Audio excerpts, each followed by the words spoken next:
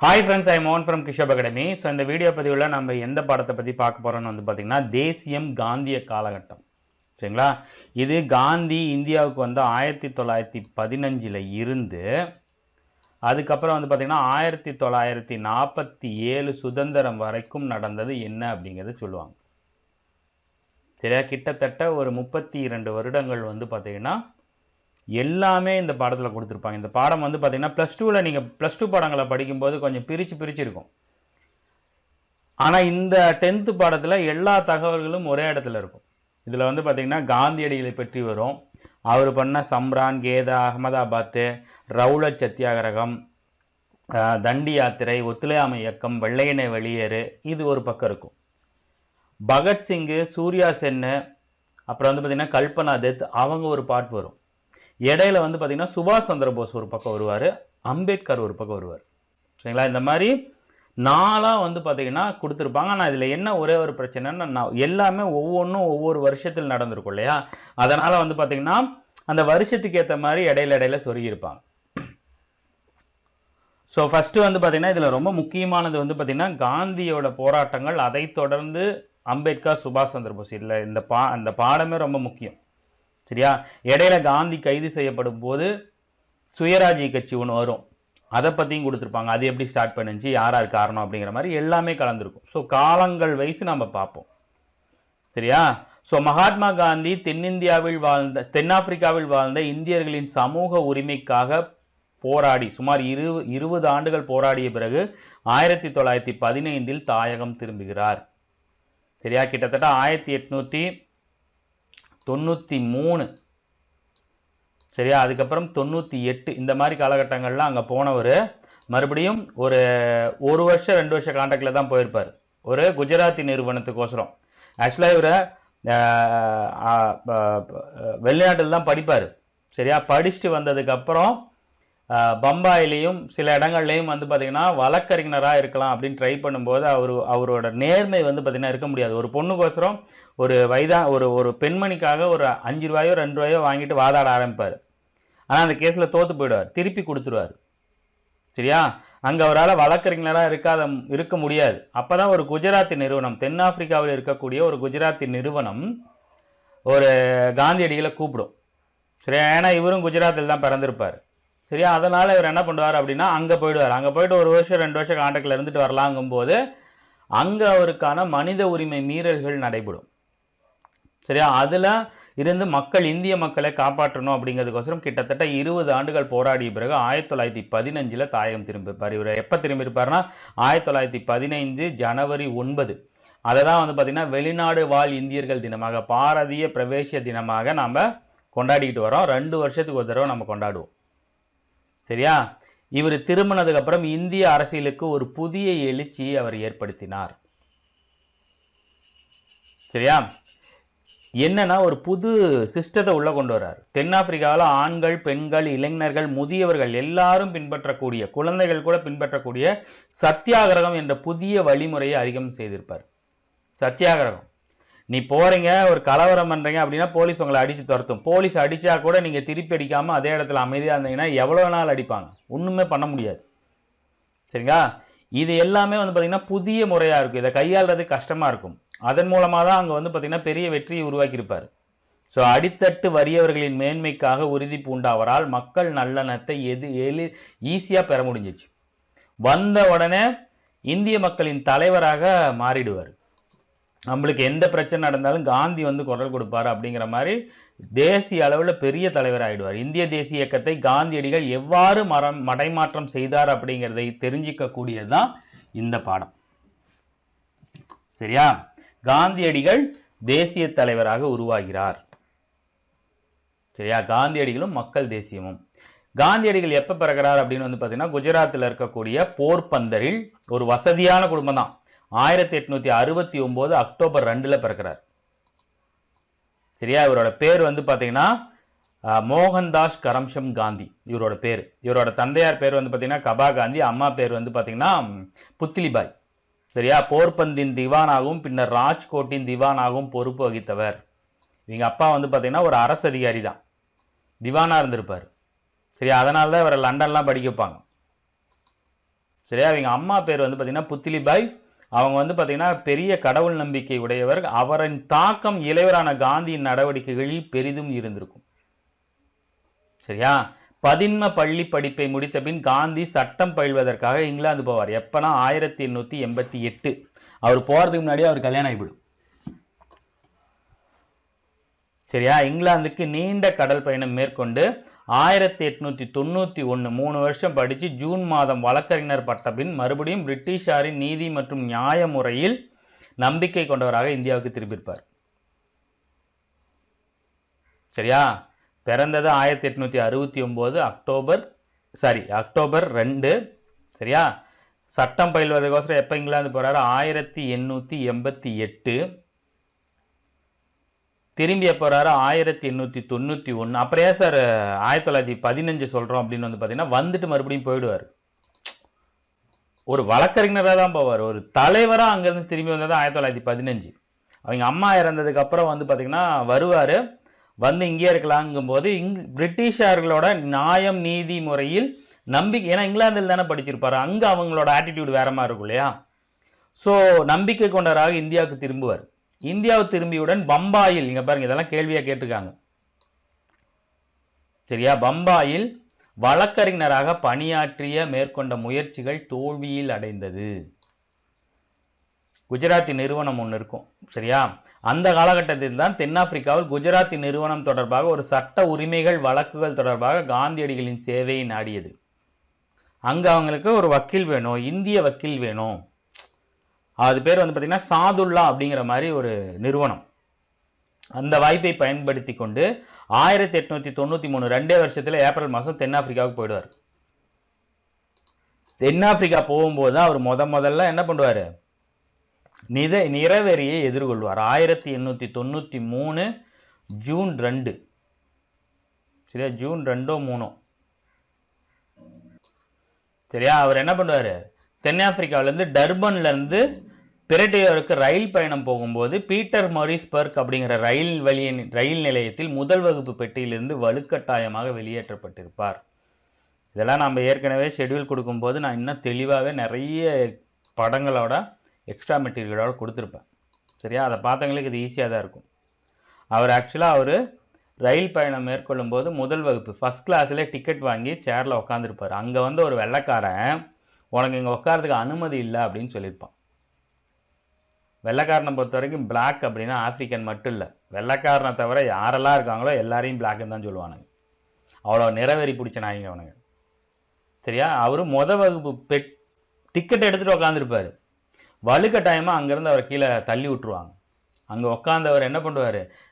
இதை எதிர்த்து போராடணும் அப்படிங்கிறதுக்கோசரம் அப்பயே உறுதி பூண்டுருவார் 1893. சரியா? இவர் அங்கே நிறுவனத்துக்கு போனதுக்கு அப்புறம் தான் தெரியும் இங்கே இவங்களோட நிலைமை இன்னும் மோசமாக இருக்குது, இங்கே இருக்கக்கூடிய இந்தியர்களின் நிலைமை மோசமாக இருக்குதுன்னு தெரிஞ்சுக்கிட்டு காந்தியடிகள் டிரான்ஸ்வாலிஸ், அந்த இடத்து பேர் தென்னாப்பிரிக்காவில் அவர் இருந்தார் இல்லையா, அந்த இடத்து பேர் வந்து பார்த்தீங்கன்னா டிரான்ஸ்வாலிஸ். அங்கே இருக்க இந்தியர்களின் கூட்டத்தை கூட்டி தங்களுடைய குறைகளை உறுதியுடன் வெளிப்படுத்தி களைவதற்காக ஒரு அமைப்பை ஏற்படுத்த வேண்டும் அப்படின்னு கூறியிருப்பார். அதுதான் அவர் 1893 உருவாக்குன நேட்டால் காங்கிரஸ், இந்திய நேட்டால் காங்கிரஸ் அப்படிங்கிறத அங்கே ஒன்று உருவாக்கியிருப்பார். ஸோ நம்ம இங்கேயே ஒரு அமைப்பை ஏற்படுத்தணும், நம்மளோட குறைகளை தெரிவிக்கிறதுக்கு ஒரு அமைப்பு வேணும் அப்படின்னு சொல்லிட்டு நிறையா பேரை கூட்டுவார். எல்லாருமே அவரை வந்து பார்த்திங்கன்னா ஒரு தலைவராக மாற ஆரம்பிப்பார்.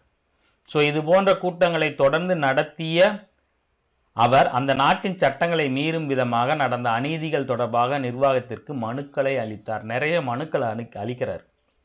இந்த மாதிரி பிரச்சனையாக இருக்குது, என்ன சார் பிரச்சனை, அங்கே எப்படி சார் இந்தியர்கள் போனாங்க அப்படின்னு வந்து பார்த்தீங்கன்னா தென்னாப்பிரிக்காவும் வந்து பார்த்திங்கன்னா ஒரு ஆங்கிலேய காலனியாக தான் இருந்துச்சு. ஸோ இங்கே இருக்க மக்கள் இவங்களோட நிலவரி மற்றதெல்லாம் வந்து பிரச்சனையாகும்போது தென்னாப்பிரிக்காவில் கடல் வழியாக போய் அங்கே தோட்டங்களில் வேலை செய்கிறதுக்கும் மற்றதுக்கும் தேவைப்படும் போது தமிழர்கள் இந்தியர்கள் நிறையா பேர் தென்னாப்பிரிக்கா போனாங்க. அப்படி போய் அங்கே அவங்களோட வாழ்வாதாரத்தை கொஞ்ச நாச்சும் சம்பாரிச்சிக்கலாம் அப்படின்னு பிளான் பண்ணும்போது தான் அங்கே இருக்கக்கூடிய தென்னாப்பிரிக்காவில் இருக்கக்கூடிய ஆங்கில அரசாங்கம் இவங்களை ஒடுக்க ஆரம்பிச்சு. இந்தியராக இருந்தாவே தலைவரியாக 3 பவுண்டுகள் செலுத்தணும். தலைவரி, நீ சாப்பிட்றது வரி போடணும், டேக்ஸ் எல்லா டேக்ஸும் போக தலைவரி, ஒரு தலை 3 தலை, ஒரு குடும்பத்தில் 4 தலை இருக்கு, 4 பேருமே இந்தியர்கள் அப்படின்னா நான் 3 12 பவுண்டு கொடுக்கணும். அதே மாதிரி அவங்க குறிப்பிட்ட பகுதிகளை விடுத்து வேறு இடங்களில் நிலத்தை சொந்தமாக வைத்துக் கொள்ள முடியாத நிலை.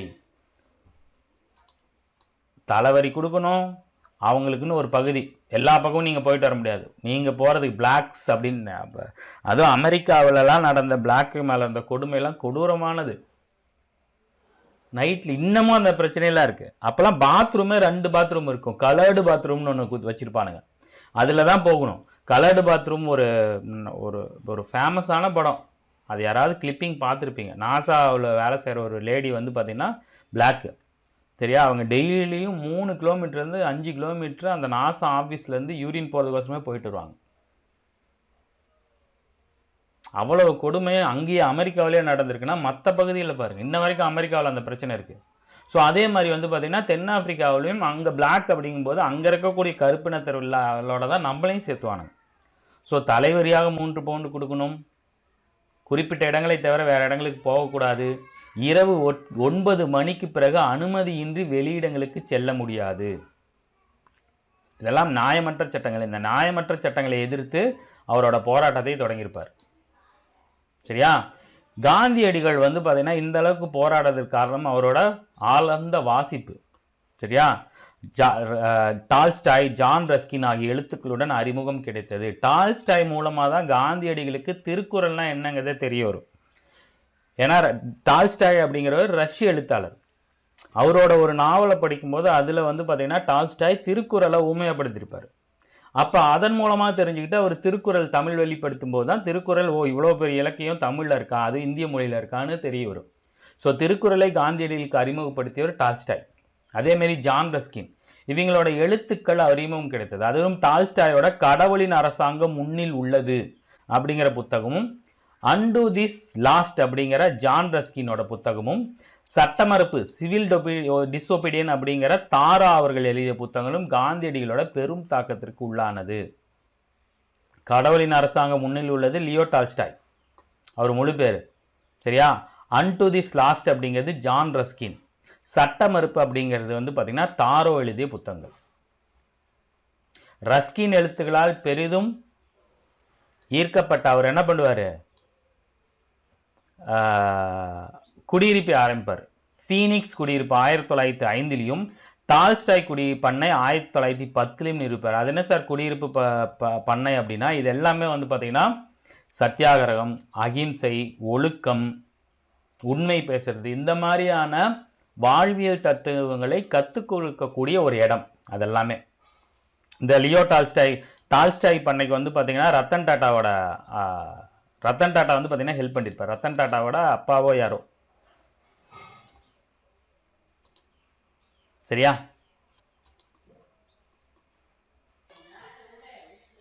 ஸோ இந்த டால்ஸ்டாய் பண்ணைக்கு தான் வந்து பார்த்தீங்கன்னா யார் ஹெல்ப் பண்ணியிருப்பாங்க அப்படின்னு வந்து பார்த்தீங்கன்னா ரத்தன் டாட்டாவுக்கு ஹெல்ப் பண்ணியிருப்பார். ஸோ சமத்துவம், சமூக வாழ்க்கை, செய்யும் தொழில் மீது மரியாதை, சரியா? இந்த நற்பண்புகள் இந்த குடியிருப்புகளில் ஊக்கப்படுத்தப்பட்டது.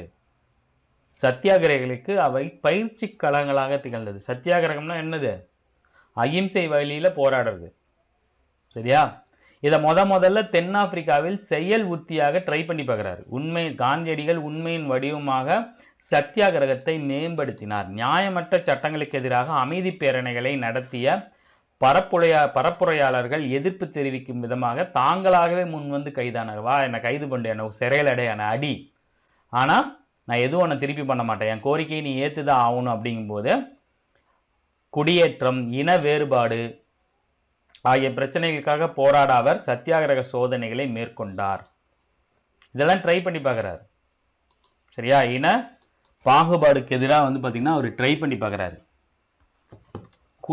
குடிபெயர்ந்தோரை பதிவு அலுவலகங்கள் முன் கூட்டங்களும் ஆர்ப்பாட்டங்களும் நடத்த செய்கிறாரு, சரியா? அங்கே பதிவு பண்ணுவாங்க இல்லையா, வீசா கொடுப்பாங்கல்ல, அந்த ஆஃபீஸ் முன்னாடி, அந்த அதிகாரிகளின் அலுவலகங்கள் முன்னாடி போராட்டங்கள் நடத்துகிறாரு. வன்முறை கட்டவிழ்க்கப்படுது, போலீஸை வச்சு அடிக்கிறாங்க. ஆனாலும் என்ன பண்ணுறாங்க, சத்தியாகிரகிகள் எந்த எதிர்ப்பும் காட்டவில்லை, அமைதியாக இருக்கிறாங்க, அடி வாங்குறாங்க, போராடி கோஷம் போட்டுட்டு அதே இடத்துல நிற்கிறாங்க. கைது பண்ணப்படுறாங்க, முன் வந்து கைதாகிறாங்க. காந்தியடிகள் மற்ற தலைவர்கள்லாம் கைதாகிறாங்க. பெரும்பாலும் ஒப்பந்த தொழிலாளராக இருந்து தெருவோர வியாபாரிகளாக மாறிய அனைவரும் மேக்சிமம் இந்தியர்கள். இவங்க ஏன் இந்த அளவுக்கு போராட ஆரம்பிக்கிறாங்கன்னா, அவங்க போட்ட ஒவ்வொரு சட்டங்கள், திடீர்னு ஒரு சட்டம் போட்டாங்க. அது என்ன சட்டம் அப்படின்னு வந்து பார்த்தீங்கன்னா, ஸ்மட்ஸ் தான் கொண்டு வந்திருப்பார். அப்போ ஆப்பிரிக்கா தென்னாப்பிரிக்காவில் இருந்த அந்த ஆட்சியாளர். அது என்னன்னா, கிறிஸ்துவ முறைப்படி நடந்த திருமணங்களை தவிர மற்ற திருமணங்கள் செல்லாது அப்படிங்கிற ஒரு சட்டத்தை கொண்டு வந்திருப்பார். அப்போ இந்தியாவில் இருந்து கல்யாணம் பண்ணிக்கிட்டீங்களோட திருமணங்கள் செல்லாது. அப்போனா நீங்கள் செல்லுன்னு என்ன பண்ணணும்? மதம் மாறணும். சரிங்களா? இந்த மாதிரியான பிரச்சனைகளால் அங்கே இருக்கக்கூடிய ஒப்பந்த தொழிலாளர்கள் பெரும்பாலும் தெருவோர வியாபாரிகளாக மாறிய இந்தியர்கள் தான். அங்கே போய் இந்தியாவில் வேலை செய்ய போய் அதுக்கப்புறம் அங்கே பணம் பத்தாமல் தெருவோரம் கடை போட ஆரம்பித்து அங்கிருந்து எல்லாமே இந்தியர்களோட நலனுக்காக போராடினார். சரியா? காவல்துறையினின் கடுமையான நடவடிக்கையும் பொருட்படுத்தாமல் எல்லாருமே காந்தியடிகளோட ஒத்துழைப்பின் அறிவுரையின் கீழே போராட்டத்தை தொடர்ந்து நடத்துகிறாங்க. சரியா? இறுதியாக ஒப்பந்த தொழிலாளர் மீது விதிக்கப்பட்ட தலைவரி ஸ்மட்ஸ் காந்தி ஒப்பந்தத்தின்படி ரத்து செய்யப்படுகிறது. இந்த ஸ்மட்ஸ் என்ன சொன்னார்? காந்தியடிகளை பெரிய அளவில் புகழ்ந்திருப்பார்.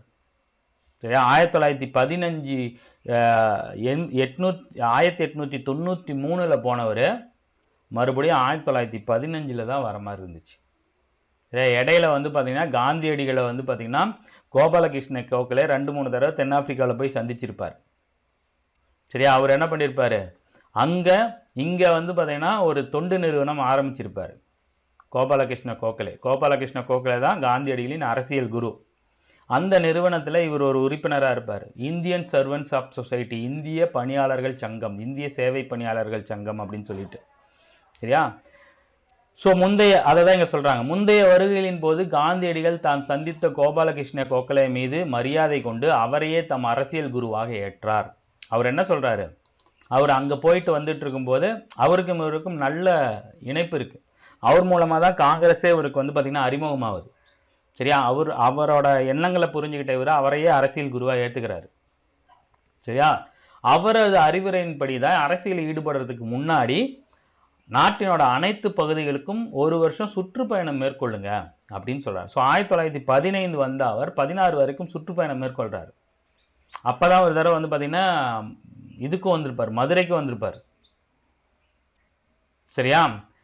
ஸோ மதுரைக்கு வந்து இவங்க எல்லாம் ஒரே ஒரு ட்ரெஸ்ஸை போட்டுக்கிட்டு போகும்போது அவர் பெரிய கையங்கியும் பேண்டும் போட்டிருக்கும் போது, என்னோட மக்கள் வந்து இப்படி துணி இல்லாமல் கஷ்டப்படும் போது நான் இவ்வளோ துணி போட்டிருக்கிறது வந்து பார்த்திங்கன்னா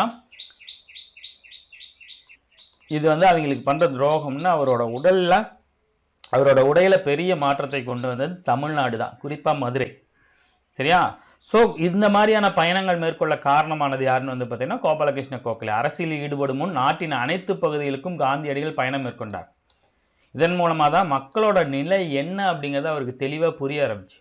ஸோ இந்த ஒரு பயணத்தின் போது தான் தமிழகத்தில் தனது வழக்கமான ஆடைகளை விடுத்து சாதாரண வேட்டிக்கு அவர் மாறினார். மதுரைக்கு வரும்போது ரயில்லேருந்து இறங்குறாரு. அவர் ஒரு பெரிய தொப்பி கோட் சூட்லாம் போட்டிருக்காரு.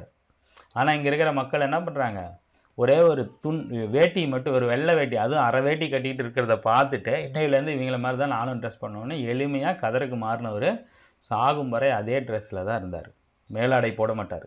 ஒரே ஒரு இடுப்பில் ஒரு துண்டை மட்டும் கட்டியிருப்பார். சரியா? இப்போ தான் இவரோட முதல் போராட்டம் இந்தியாவில் தொடங்குது. ஸோ அவரோட முதல் போராட்டம்னு வந்து பார்த்திங்கன்னா சம்ரான் 1917. சரியா? 1918 2 இருக்கும். அகமதாபாத் மில்டு கேதா. சரியா? ரெண்டுமே ஒரே வருஷம். ஆனால் வந்து பார்த்திங்கன்னா மாதங்கள் மாறும். அகமதாபாத் ஃபஸ்ட்டு வரும், கேதா 2வது வரும். காலவரிசையில் கேட்டாங்கன்னா நீங்கள் அகமதாபாத் தான் ஃபஸ்ட்டு போகணும். ஸோ எப்படி இந்த போராட்டம் எதற்காக அப்படின்னு வந்து பார்த்திங்கன்னா பீகார் அப்படிங்கிற ஏரியாவில் சம்ரான், பீகார் உங்களுக்கு தெரியும், பீகாரில் சம்ரான் அப்படிங்கிற ஒரு இடத்துல தீன் ககாதியா அப்படிங்கிற ஒரு முறை பின்பற்றப்பட்டது. தீன் ககாதியா முறை அப்படின்னா அவங்களோட அவுரி, இந்த சுரண்டல் முறையில் இந்திய விவசாயிகள் நிலத்தில் 20ல் 1 பங்கு, சரியா, 20ல் 3 பங்கு, சரி 20ல் 3 பங்கு இண்டிகோ பயிரிடணும். சரியா? 3/20. இதுதான் தீன் ககாத்தியா முறை. சரியா? அவங்க என்ன பண்றாங்க? கட்டாயமாக பயிரிடணும் அப்படின்னு சொல்லி கட்டாயப்படுத்துறாங்க. போன இதில் சொல்லியிருப்பேன், 1859-60களில் வங்காளத்தில் அவுரி கழகம் நடைபெறும். அதில் என்ன மாதிரியான பிரச்சனை இருந்துச்சோ அதே பிரச்சனை தான் அங்கே இருக்கும். அங்கே வந்து பார்த்திங்கன்னா அப்போ இயற்கை சாயத்துக்கு டிமாண்ட் இருக்கும். இந்த காலகட்டங்கள் 1917 செயற்கை சாயங்கள் வந்ததுனால அவுரி தொழிற்சாலை அவுரி பயிரிடுறதுக்கான தேவைகள் குறைஞ்சிடும். தேவைகள் குறைஞ்சதுக்கு அப்புறம்னாச்சும் இந்த வெள்ளைக்கார நாய்ங்க வந்து பார்த்திங்கன்னா இந்திய விவசாயிகளை அப்படியே நிம்மதியாக விட்டானுங்கன்னா இல்லை. 19ஆம் நூற்றாண்டின் கடைசியில் ஜெர்மானிய செயற்கை சாயங்களால் இண்டிகோ எனப்படும் நீலச்சாயம் சந்தையில் விற்கப்படுவது குறைந்தது. அதோட அவங்க விட்டுருக்கலாம்ல, நிம்மதியாக போயிருக்கணும்ல. ஆனால் இது எப்படி அவனுக்கு யூஸ் பண்ணிக்கிட்டானுங்க? சம்ரானில் இண்டிகோ பயிரிடப்பட்ட ஐரோப்பிய பண்ணையாளர்கள் நீலச்சாயம் பயிரிடும் கடமையிலிருந்து விவசாயிகளை விடுவிக்கும் தேவையை உணர்ந்து அந்த நிலைமையை தங்களுக்கு சாதகமாக பயன்படுத்தி கொள்ள விரும்பினர். ஸோ செயற்கை சாயம் வந்துருச்சு, அவர் இனிமேல் அவங்களுக்கு வந்து பார்த்திங்கன்னா உற்பத்தி பண்ணுங்கிற அவசியம் இல்லை. ஆனால் இவங்க என்ன பண்ணுறாங்க, அந்த இதை வந்து தங்களுக்கு சாதகமாக பயன்படுத்தி கொள்றதுக்கோசரம் இந்த கடமையிலிருந்து சரிப்பா இனிமேல் நீங்கள் அவுரி போட வேணாம், நான் உங்களை ரிலீஸ் பண்ணுறோம். அதுக்கு காரணம் செயற்கை சாயம் வந்துருச்சு, அதை சொல்லலை. உங்களை ரிலீஸ் பண்ணுறதுக்காக சட்டத்திற்கு புறம்பான நிலுவைத் தொகைகளை வசூலித்ததோடு வாடகையும் அதிகரித்தனர். இவ்வளோ வருஷமாக 1859-60களிலிருந்து 1917 வரைக்கும் கிட்டத்தட்ட ஒரு 40 வருஷமாக இவங்களை டார்ச்சர் பண்ணி கடனில் மூழ்க வச்சது இல்லாமல் அதை ரிலீஸ் பண்ணும்போது நீ இவ்வளோ தரணும் அவ்வளோ தரணும், நீ வாடகை இவ்வளோ தரணும் அப்படின்னு சொல்லி நிறைய பணங்களை சுரண்ட ஆரம்பிக்கிறாங்க. இதனால் போராட்டம் வெடிக்குது, எதிர்ப்பு பெரிய அளவில் வெடிக்குது. இந்த சிரமங்களை தெரிஞ்சுக்கிட்ட ஒரு விவசாயி சம்ரான், பீகாரோட சம்ரான் பகுதியை சேர்ந்த விவசாயியான ராஜ்குமார் சுக்லா அப்படிங்கிறவர் காந்திக்கு ஒரு கடிதம் எழுதுகிறார். சம்ரானுக்கு வாங்க வந்து எங்களை பிரச்சனை கேளுங்க காந்தி அவர்களே அப்படின்னு சொல்கிறாங்க. காந்தியடிகள் லெட்டர் தெரிஞ்சோன்னே, ஏன்னா இவங்க வந்து பார்த்திங்கன்னா அந்த சர்வன்ஸ் ஆஃப் சொசைட்டியில் இருக்கார், ஒரு வழியாக காந்தி இருக்கார், காந்தியோட நம்மளை போராட்டங்கள் இது பண்ணுவாங்கன்னு இவங்களே கூப்பிட்றாங்க. சரியா? காந்தியடிகள் என்ன பண்ணுறாரு, சம்ரானை வந்து சேர்ந்த உடனே காவல்துறை வந்து எல்லையில் கூடிருச்சு, நீங்கள் அங்கேருந்து வெளியே போய் ஆகணும் அப்படின்னு சொல்லி அவரை கேட்டுக்கிறாங்க. சரியா? அதற்கு என்ன பண்ணுறாரு, என்னால் வெளியே போக முடியாது. அதற்கு அவர் மறுத்ததை தொடர்ந்து வழக்கை சந்திக்குமாறு பணிக்கப்பட்டார். கேஸ் பரவ நீங்கள் கேட்டுங்க அப்படின்னு சொல்லி இந்த செய்தி வந்து பார்த்தீங்கன்னா காட்டு தீ மாதிரி பரவுது. வந்தவரை வாசல்லையே நிற்க வச்சுட்டாங்க அப்படின்னு சொல்லிட்டு. காந்தியடிகளுக்கு ஆதரவாக பல்வேறு மக்கள் கூறுறாங்க.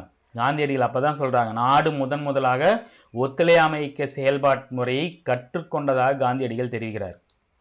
அப்போ காந்தியடிகளுக்கு துணையாக வந்து பார்த்திங்கன்னா நிறைய தலைவர்கள் வந்து ஒன்று கூட ஆரம்பிக்கிறாங்க. அப்போல்லாம் அவங்க யங் ஏஜ். நம்மளோட முதல் குடியரசுத் தலைவரான ராஜேந்திர பிரசாத், அப்புறம் வந்து பார்த்திங்கன்னா பிரஜத் கிஷோர், இவங்கெல்லாம் காந்தியடிகளுக்கு துணையாக செயல்படுறாங்க.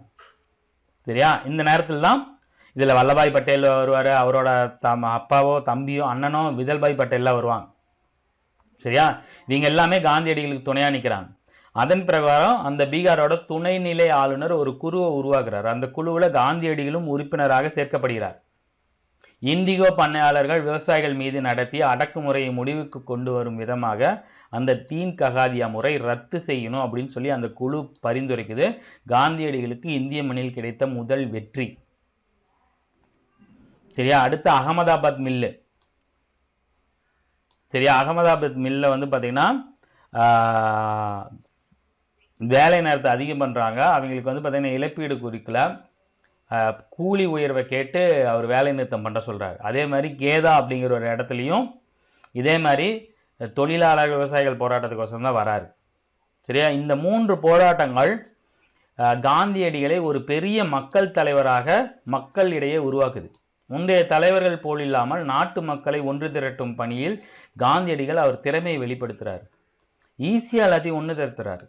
அது மட்டும் இல்லாமல் இந்த பக்கம் வெள்ளைக்காரன், இந்த பக்கம் தொழிலாளர்கள். சரியா? இவங்களை தூண்டி விட்டு போராட்டம் நடத்துகிறாரு. இவங்க வரும்போது இவங்க சார்பாக இவர் போய் டீல் பேசுகிறார். அதுவும் டீலுன்னா அவருக்கு இல்லை, மக்களுக்கு எது நல்லதோ. இங்கே பாருங்கள், மக்கள் பெரிய அளவில் இருக்கிறாங்க, இதை நீங்கள் பண்ணிதான் ஆகணும், இல்லைனா போராட்டம் பெரிய அளவில் வெடிக்கும் அப்படின்னு சொல்லி 2 பேர்த்துக்கும் நடுவில் வந்து பார்த்தீங்கன்னா இந்த பேரம் பேசக்கூடிய திறமை காந்தியடிகள்கிட்ட இருக்குது. மக்களுக்கு எது நல்லதோ அது சம்மந்தமாக பேரம் பேசி அவரால் முடிக்க முடியுது. சரியா? இந்த மாதிரி 1917, 18களில் இந்த மாதிரியான காந்தியடிகள் பெரிய தலைவராக வரும்போது தான் ரவுலட் அப்படிங்கிற ஒரு சட்டத்தை கொண்டு வராங்க. சரி, 1919 மாண்டேக சேம்ஸ் போர்டு கொண்டு வந்ததுக்கப்புறம் அதிகாரங்கள் எதுவும் பரிமாற்றம் செய்யப்படுறதுனால 1919ஆம் ஆண்டின் இந்திய அரசு சட்டம் ஏமாற்றத்தை அளித்தது அந்த மாண்டேக சேம்ஸ் போர்டு. மேலும் அரசானது போர்க்கால கட்டுப்பாடுகளை நிரந்தரமாக விரிவுபடுத்தி அமுல்படுத்த தொடங்கியது. போர்க்காலம்னா அப்பதான் 2ஆம் உலக போர் நடந்துட்டு இருக்கும் 1914 to 18 நின்னதுக்கு அப்புறமும் அது அப்படியே தொடருவாங்க. அப்பதான் வந்து பாத்தீங்கன்னா ஒரு சட்டத்தை உருவாக்குறாங்க. அதோட பேர் வந்து பாத்தீங்கன்னா ரவுலட் சட்டம். சிட்னி ரவுலட் அப்படிங்கிற ஒரு ஆங்கிலேய அதிகாரி கொண்டு வர்றாரு. அதோட நோக்கம் என்னன்னா, பிடி உத்தரவு இல்லாமல் கைது நடவடிக்கை, விசாரணை இல்லாமல் சிறையில் அடைப்பது. யாரை வேண்டாலும் அவங்களா கைது பண்ணலாம், விசாரணை இல்லாமல் எவ்வளவு நாள் வேண்டாலும் சிறையில் அடைக்கலாம். காந்தியடிகள் இது என்ன சொல்றாரு, இந்த சட்டத்தை காந்தியடிகள் கருப்பு சட்டம் அப்படின்னு சொல்லி அழைக்கிறாரு. அதை எதிர்த்து நாடு தழுவிய போராட்டத்துக்கு அழைப்பு விடுக்கிறார். அவர் அழைப்பு விடுத்தது எப்பன்னு வந்து பார்த்தீங்கன்னா ஏப்ரல் 6. இந்த இது வந்து பார்த்தீங்கன்னா உண்ணாவிரதம் இருத்தல், பிரார்த்தனையுடன் கூடிய அகிம்சை போராட்டமாக இருத்தல் வேண்டும்னு சொல்லிட்டாரு. நாடு முழுவதும் காலனி எதிர்ப்பு, தொடக்க கால காலனி எதிர்ப்புக்கான ஒரு போராட்டம். ரவுலட் சட்டத்துக்கு எதிராக பஞ்சாப், குறிப்பா அமிர்தசரஸ், லாகூர் பகுதியில் இந்த போராட்டம் தீவிரமடையுது. சரியா? காந்தியடிகள் பஞ்சாப்ல நுழைய விடாம வச்சிருக்காங்க.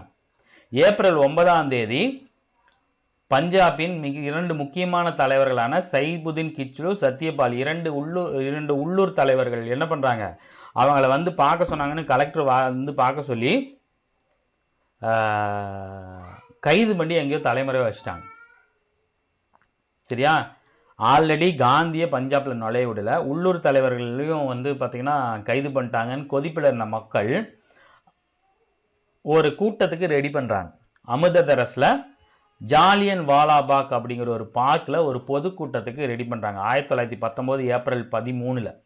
அந்த பொதுக்கூட்டம் வந்து பார்த்தீங்கன்னா எப்போ பிளான் பண்ணாங்கன்னா, அந்த டேட் ஏன்னா பைசாகி அப்படிங்கிற திருவிழா, சீக்கியர்களின் அறுவடை நாளில் அந்த கூட்டத்துக்கு ஏற்பாடு செய்கிறாங்க. ஆயிரக்கணக்கான கிராம மக்கள் அங்கே கூடியிருக்காங்க. ஆனால் அந்த கூட்டம் வந்து பார்த்தீங்கன்னா கூடக்கூடாது அப்படின்னு அவங்க இன்ஃபார்ம் பண்ணுறாங்க. ஆனால் பெரிய அளவில் இன்ஃபார்ம் பண்ணல. இவங்க இன்ஃபார்ம் பண்ணிட்டதா கணக்கு காட்டுறாங்க, ஆனால் இன்ஃபார்ம் பண்ணலாங்க. ஆயிரக்கணக்கான மக்கள் கூடியிருக்கிறத ஃப்ளைட் மூலமாக பார்த்துட்டு போயிட்டு கூடியிருக்காங்கன்னு தெரிஞ்சோடனே இவங்க என்ன பண்ணாங்க, ஒரு பீரங்கி எடுத்துக்கிட்டு ஒரு இராணுவ வண்டி எடுத்துக்கிட்டு போகிறாங்க. இது ஜாலியன் வாலாபாக் பார்க்கு. இந்த பார்க்குக்கு போனால் இந்த சந்துக்குள்ளே இங்கேயும் பில்டிங் இருக்கும், இங்கேயும் பில்டிங் இருக்கும். இந்த சந்துக்குள்ளே இந்த பீரங்கி நுழையாது. அதனால் இறங்கி நடந்து போகிறாங்க. நுழைஞ்சிருந்துச்சு அப்படின்னா இந்த பீரங்கி கொண்டு போய் எல்லாத்தையும் சுட்டு கொண்டிருப்பான். இது வச்சு ஒரு படமே வந்துச்சு, கேசரி 2ன்னு. பயங்கரமாக இருக்கும் அந்த படம், ஹிந்தி படம், சூப்பராக இருக்கும். ஜாலியன் வாலாபாக் படுகொலையை உலகிட்டிருந்து மறைச்சிருப்பாங்க. சரியா? ஸோ அந்த இடத்துக்கு அந்த கூட்டம் பற்றி அறிந்தவுடன் வண்டியோட ஆயுத ஏந்திய வீரர்களுடன் ஜெனரல் ஓட்டையர் வந்து சுற்றி வளைச்சி, அந்த ஜாலியன் வாலாபாக் கொடுமையே ஒரு படுகொலையே ஒரு கொடூரம் தாங்க. ஒரே ஒரு கதவு தான், இங்கே ஒரு சின்ன கதவு. சரிங்களா? இங்கெல்லாம் பெரிய பெரிய மதில், எகிரி போக முடியாது, இதெல்லாம் பூட்டிட்டாங்க. இங்கே வந்து எந்த ஒரு அறிவிப்பும் இல்லாமல் ஆயுதமேந்திய வீரர்கள் கண்மூடித்தனமாக சுட ஆரம்பிக்கிறாங்க. துப்பாக்கி குண்டுகள் தீரும் வரை சுட ஆரம்பிக்குது. 10 நிமிஷத்துக்கு இந்த துப்பாக்கி சூடு நிகழ்ந்து அரசு என்ன தகவல் கொடுத்தாங்கன்னா 379 பேர் கொல்லப்பட்டாங்கன்னு சொன்னாங்க. ஆக்சுவலாக அங்கே இருந்தவங்க 1000க்கும் மேற்பட்டவங்க கொல்லப்பட்டாங்க. சரியா? தாக்குதலில் உயிரிழந்தோர் எண்ணிக்கை 1000க்கும் அதிகம் என்று தெரிவித்தது அதிகாரப்பூர்வமற்ற தகவல்கள். இந்த சம்பவத்துக்கு பிரகாரம் படைத்துறை சட்டம் அறிவிக்கப்பட்டு, குறிப்பாக பஞ்சாப் மற்றும் அமிர்தசரஸ்களில் மக்கள் சவுக்கடி கொடுக்கப்பட்டு தெருக்களில் ஊர்ந்து செல்ல வைக்கும். அதான் கிரவுலிங் ஆர்டர்னு சொல்லுவாங்க, தவழ்ந்து செல்லும் ஆணை. அந்த ரோட்டில் இப்படி நீங்கள் வரீங்க அப்படின்னா அந்த பகுதியை மட்டும் நீங்கள் நடந்து போகக்கூடாது, படுத்து ஊர்ந்துக்கிட்டு தான் போகணும். அதான் தவழும் ஆணை, தவழ்ந்துக்கிட்டு தான் போகணும். இந்த கொடுமை வந்து பார்த்தீங்கன்னா இந்திய மக்களை கொடூரமான அளவுக்கு கொந்தளிக்க வச்சுச்சு. இதை பார்த்த ரவீந்திரநாத் தாகூர் அவர் கொடுத்த நைட்வுட் வீர திருமகன் அப்படிங்கிற பட்டத்தை திருப்பி கொடுத்துட்டார். அவமானமான இந்த மனுஷனா கூட மதிக்க முடியாத இந்த சூழ்நிலையில் நீங்கள் கொடுத்த இந்த பட்டம் அவமானத்தின் சின்னமாக தெரியுது அப்படின்ட்டார். சரியா? அதுக்கப்புறம் காந்தியடிகள் ஹெய்சர் ஹி இந்து அப்படிங்கிற பதக்கத்தை திருப்பி கொடுத்துட்டார். அவருக்கு கொடுத்த பட்டங்கள், அவருக்கு என்னென்ன பட்டங்கள்லாம் ஆங்கிலேயர்கள் கொடுத்தாங்களோ எல்லா பட்டத்தையும் திருப்பி கொடுத்துட்டாரு. இந்த கேள்வி அடிக்கடி டிஎன்பிசியில் கேட்டிருக்காங்க. ஜாலியன் வாலாபாக் படுகொலை எடுத்து ரவீந்திரநாத் தாகூர் திருப்பி அளித்த பட்டம் என்னன்னு வந்து பார்த்தீங்கன்னா நைட்வுட் வீர திருமகன். காந்தியடிகள் வந்து பார்த்தீங்கன்னா கெய்சர் ஹி இந்து. சரியா? இதற்கப்புறம் வந்து பார்த்தீங்கன்னா இதே காலகட்டங்களில் 1919 நடக்குது. இங்கே பாருங்க, 1919 ரவுலட் சட்டம், 1919 ஏப்ரல் 13 ஜாலியன் வாலாபாக், 1919 தான் கிலாபத் இயக்கமும். கிலாபத் இயக்கத்தை தொடங்கியவர்கள் வந்து பார்த்தீங்கன்னா மௌலானா அலி சகோதரர்கள்னு சொல்லுவாங்க. மௌலானா முகமது அலி, மௌலானா சௌகத் அலி. சரி, 1918 முதல் உலக போர் முடிவுக்கு வந்தப்ப இஸ்லாமிய மத தலைவர் அப்படின்னு சொல்லிட்டு போற்றப்பட்ட துருக்கியின் காலிபா கடுமையாக நடத்தப்பட்டார். அதாவது எல்லா இஸ்லாமியர்களுக்கும் தலைவர் யாருன்னு வந்து பார்த்தீங்கன்னா துருக்கியோட தலைவர் காலிபா. துருக்கி வந்து பார்த்தீங்கன்னா 1902 முதல் உலக போரில் ஜெர்மனியோட கூட சேர்ந்திருக்கும்.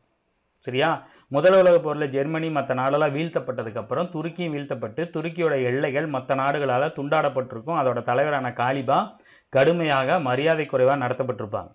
சரியா, அந்த மரியாதை குறைவாக நடத்தப்பட்ட காலிபாவுக்கு ஆதரவாக தொடங்கப்பட்ட இயக்கம் தான் வந்து பார்த்தீங்கன்னா கிலாபத் இயக்கம். இதை தொடங்கியவர்கள் வந்து பார்த்தீங்கன்னா மௌலானா முகமது அலி, மௌலானா சௌகத் அலி, அலி சகோதரர்கள்னு சொல்லுவாங்க. சரியா, காந்தியடிகள் இந்த இயக்கத்துக்கு மிகப்பெரிய அளவில் ஆதரவு கொடுத்தார். ஏன் அப்படின்னா இந்து முஸ்லீம்களை ஒன்றிணைக்க ஒரு வாய்ப்பாக அவர் கருதினார்.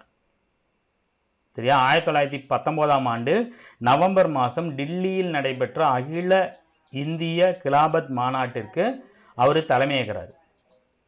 சரியா, அப்ப அலி சகோதரர்களில் ஒருவரான சௌகத் அலி என்ன சொல்றாரு, அல்லாஹு அக்பர், இந்து முஸ்லிம் வாழ்க, வந்தே மாதரம் 3 முழக்கங்களை முன்மொழிந்த சௌகத் அலியின் யோசனையை காந்தியடிகள் ஆரம்பிச்சு ஜூன் 9 அலகாபாத்தில் மறுபடியும் கிலாபத்தோட கூட்டம் கூடுது. இங்க பாருங்க, இதுல 2 தகவல் இருக்கு. கிலாபத் இயக்கம் உருவாக்கப்பட்டது 1919. அதோட முதல் மாநாடு வந்து பார்த்தீங்கன்னா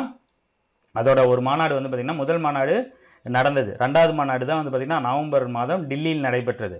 அதற்கு தலைமை வகித்தவர் வந்து பார்த்தீங்கன்னா காந்தியடிகள். அதைத் தொடர்ந்து அடுத்த வருஷம் 1920 ஜூன் 9 அலகாபாத்தில் அகில இந்திய கிலாபத் கூட்டம் ஒன்று கூடுது. அதில் வந்து பார்த்தீங்கன்னா காந்தியடிகளோட அகிம்சை மற்றும் ஒத்துழையாமை இயக்கத்தை ஏற்றுக்கிறாங்க. ஒத்துழையாமை இயக்கம் வந்து பார்த்தீங்கன்னா 1920 ஆகஸ்ட் 31 தொடங்கலான்னு பிளான் பண்ணும்போது 1920 ஆகஸ்ட் 1 வந்து பார்த்தீங்கன்னா திலகர் இறக்குறாரு. திலகர் இறந்ததுக்கு அப்புறம் திலகரின் நினைவாக ஆகஸ்ட் 1 ஒத்துழையாமை இயக்கம் தொடங்கப்பட்டது. கிலாபத் இயக்கம் ஆதரிச்சிச்சு. இப்போ இதுக்கு காங்கிரஸ் வந்து இன்னும் ஆதரவு கொடுக்கல, அப்ரூவல் கொடுக்கல. அப்போ 1920 அடுத்த மாதம் ஆகஸ்ட் 1 தொடங்கிருச்சு. அடுத்த செப்டம்பர் மாதம் கல்கத்தாவில் சிறப்பு கூட்டம் நடைபெறுது. சரியா, இந்த தேசிய காங்கிரஸ் ஒத்துழையாமை இயக்கத்துக்கு என்ன பண்றாங்க, அனுமதி வழங்கப்பட்டு அது சிறப்பு கூட்டம். செப்டம்பர் நடந்தது சிறப்பு கூட்டம் கல்கத்தாவில். வருடாந்திர கூட்டம் எப்போ நடக்கும்னா டிசம்பர் தான் நடக்கும், கிறிஸ்துமஸ்க்கு அப்புறம். டிசம்பர் மாதம் அது நடந்த கூட்டத்திற்கு தலைவராக வந்தவர் யாருன்னு வந்து பார்த்தீங்கன்னா சேலத்தை சேர்ந்த சி விஜயராஜாச்சாரியார். அவரோட தலைமையில் நாக்பூரில் இந்த அமர்வு நடக்குது. நாக்பூரில் நடக்கும்போது ஒத்துழையாமை இயக்கத்திற்கான அந்த தீர்மானம் நிறைவேற்றப்பட்டு ஒத்துழையாமை இயக்கம் அமலுக்கு வருது. சரியா, ஸோ இதோட நீட்சி என்னன்னு வந்து பார்த்தீங்கன்னா பட்டங்கள் மற்றும் மரியாதை நிமித்தமான பதவிகள் அனைத்தையும் திரும்ப ஒப்படைப்பது ஒத்துழையாமை இயக்கத்தோட நோக்கம். ஒத்துழையாமைக்கு டிஸ்ஒபீடியன்ஸ்னு சொல்லுவாங்க. கவர்மெண்ட்டுக்கு ஒத்துழைக்க மாட்டோம். ஃபர்ஸ்ட் என்ன பண்ணும், அவங்க கொடுத்த பட்டங்கள் பதவிகள் எல்லாத்தையும் திரும்ப கொடுத்துடணும். அரசின் செயல்பாடுகளில் ஒத்துழையாமல் இருப்பது, நீதிமன்ற வழக்குகளில் வழக்குரைஞர்கள் ஆஜராகாமல் இருப்பது, நீதிமன்றத்தில் இருந்த வழக்குகளை தனியார் மத்தியஸ்தவம் மூலமாக தீர்வு காண்பது, அரசு பள்ளிகளுக்கு குழந்தைகளும் அவற்றின் பெற்றோர்களும் புறக்கணிப்பது, 1919 ஆண்டு சட்டத்தின் உருவாக்கப்பட்ட சட்ட பேரவைகளை புறக்கணிப்பது, அரசு விருந்து நிகழ்ச்சிகள் மற்றும் இதர அரசு விழாக்களில் பங்கேற்பதில்லை என்ற முடிவு, குடிமைப்பணி மற்றும் இராணுவ பதவிகளை ஏற்க மறுப்பது, கடைசியா அந்நிய பொருள்கள் புறக்கணிப்பு மற்றும் உள்ளூர் பொருள்களுக்கு ஊக்கம் தரும் சுதேசி இயக்கத்தின் கொள்கைகளை பரப்புவது. மொத்தத்தில் இதெல்லாம் வந்து பார்த்தீங்கன்னா ஒத்துழையாமை இயக்கத்தின் கொள்கைகள், திட்டத்தோட கூறுகள். இது எல்லாத்தையும் பண்ணுன்றாங்க. மிகப்பெரிய அளவில் ஒத்துழையாமை இயக்கம் ஹிட் ஆகுது. ஆங்கிலேயருக்கே பயமாக இருக்குது. பயங்கர சக்ஸஸ். நிறைய மக்கள் இது பண்ணுறாங்க. அதே மாதிரி பெற்றோர்களும் குழந்தைகளும் பள்ளிகளை இது பண்ணுறாங்க. வழக்கறிஞர் நீதிமன்றத்தை துறக்கிறாங்க. இராணுவ காவல்துறைக்கு வேலைக்கு போக மாட்டேங்கிறாங்க. அப்படியே ஸ்தம்பிச்சிருச்சு. சரியா, 1920 ஆரம்பித்தது. 22 என்ன ஆகுது அப்படின்னா பிப்ரவரி மாதம் பர்தோலியில் வரிகொடா இயக்க பிரச்சாரத்தை காந்தியடிகள் அறிவிக்கிறார். வரிகொடாத இயக்கம் இவ்வளோ நாள் நம்ம பண்ணோம். இதுக்கு அவங்க செவி சாய்ச்சிருக்காங்க. அடுத்த கட்டமாக இந்த போராட்டத்தை நான் எப்படி கொண்டு போறேன், வரி கொடாத இயக்கம், வரி கொடுக்க மாட்டோம் அப்படின்னு சொல்றாரு. வரி கொடாத இயக்கத்தை நான் தொடங்க போறேன்னு சொல்றாரு. இந்த இயக்கங்கள் ஒரு பெரிய தேசிய தலைவராக அவரோட நற்பெயரை மக்களிடையே கொண்டு போய் சேர்க்குது. குறிப்பாக விவசாயிகள் மத்தியில் ஒரு மாபெரும் தலைவராக அவரது மரியாதை உயர்த்துது. காந்தியடிகள் என்ன பண்றாரு, எந்த பிரச்சனை நடந்தாலும் நம்மளுக்குன்னு வருவாரு. காந்தியடிகள் விவசாயிகளின் தலைவர், மக்களின் தலைவர் அப்படிங்கிற பேர் இந்த போராட்டங்கள் மூலமாக அவருக்கு கிடைக்குது. சரியா? காந்தியடிகள் நாடு தழுவிய சுற்றுப்பயணத்தை மேற்கொள்றாரு. தமிழ்நாட்டுக்கு வராரு, இந்தியா பூரா போறாரு. அவர் எங்கெங்கெல்லாம் போறாரோ அங்கெல்லாம் பார்த்தீங்கன்னா போராட்டம் அப்படியே கொழுந்து விட்டு எரியுது. அகிம்சை போராட்டம் தான். அந்நிய துளிகள் தீயிட்டு கொளுத்தப்படுகிறது. ஆயிரக்கணக்கானோர் அரசு வேலையை துறந்து வீதியில் போராடுறாங்க. மாணவர்கள் பெரும் எண்ணிக்கையில் கல்வியை கைவிடுறாங்க. பெருமளவிலான வழக்கறிஞர் தங்கள் தொழிலை கைவிட்டனர். அதே மாதிரி தான் வல்லபாய் பட்டேல், ஜவஹர்லால் நேரு அவர்கள், இந்த மாதிரி பெரிய தலைவர்கள், ராஜாஜி, இவங்கெல்லாம் இவங்களோட வழக்கறிஞர் தொழிலை விட்டாங்கன்னா இதனால தான் விட்டாங்க. ஆங்கில பொருட்களின் புறக்கணிப்பு பயங்கர தீவிரமாக இருக்குது. பொருளாதார ரீதியாக அவங்களுக்கு அடி உழுவுது. சரியா? அப்போதான் பார்த்தீங்கன்னா இந்த 1919 சட்டத்தை எப்படி இருக்குது அப்படின்னு பார்க்கறதுக்கோசரம் வேல்ஸ் இளவரசர் வரதா இருக்கு. 1921 வேல்ஸ் இளவரசர் அப்படின்னா பிரின்ஸ் வேல்ஸ், விக்டோரியா மகாராணியோட பேரன். சரியா? அவர் வரதா இருக்கு. அவர் வரும்போது இந்த நாட்டு மக்கள் எல்லாம் அவருக்கு வரவேற்பு கொடுப்பாங்கன்னு பார்த்தா அவரோட வருகை புறக்கணிக்கப்படுது. சரியா? இந்திய இளவரசர் அது பார்த்தீங்கன்னா 1921. அவர் வர்றதுக்கு முன்னாடி கர்னாட் கோமகன் டியூக் வராரு. இவரோட சொந்தக்காரர், அவரோட வருகையும் புறக்கணிக்கப்படுது. சரியா?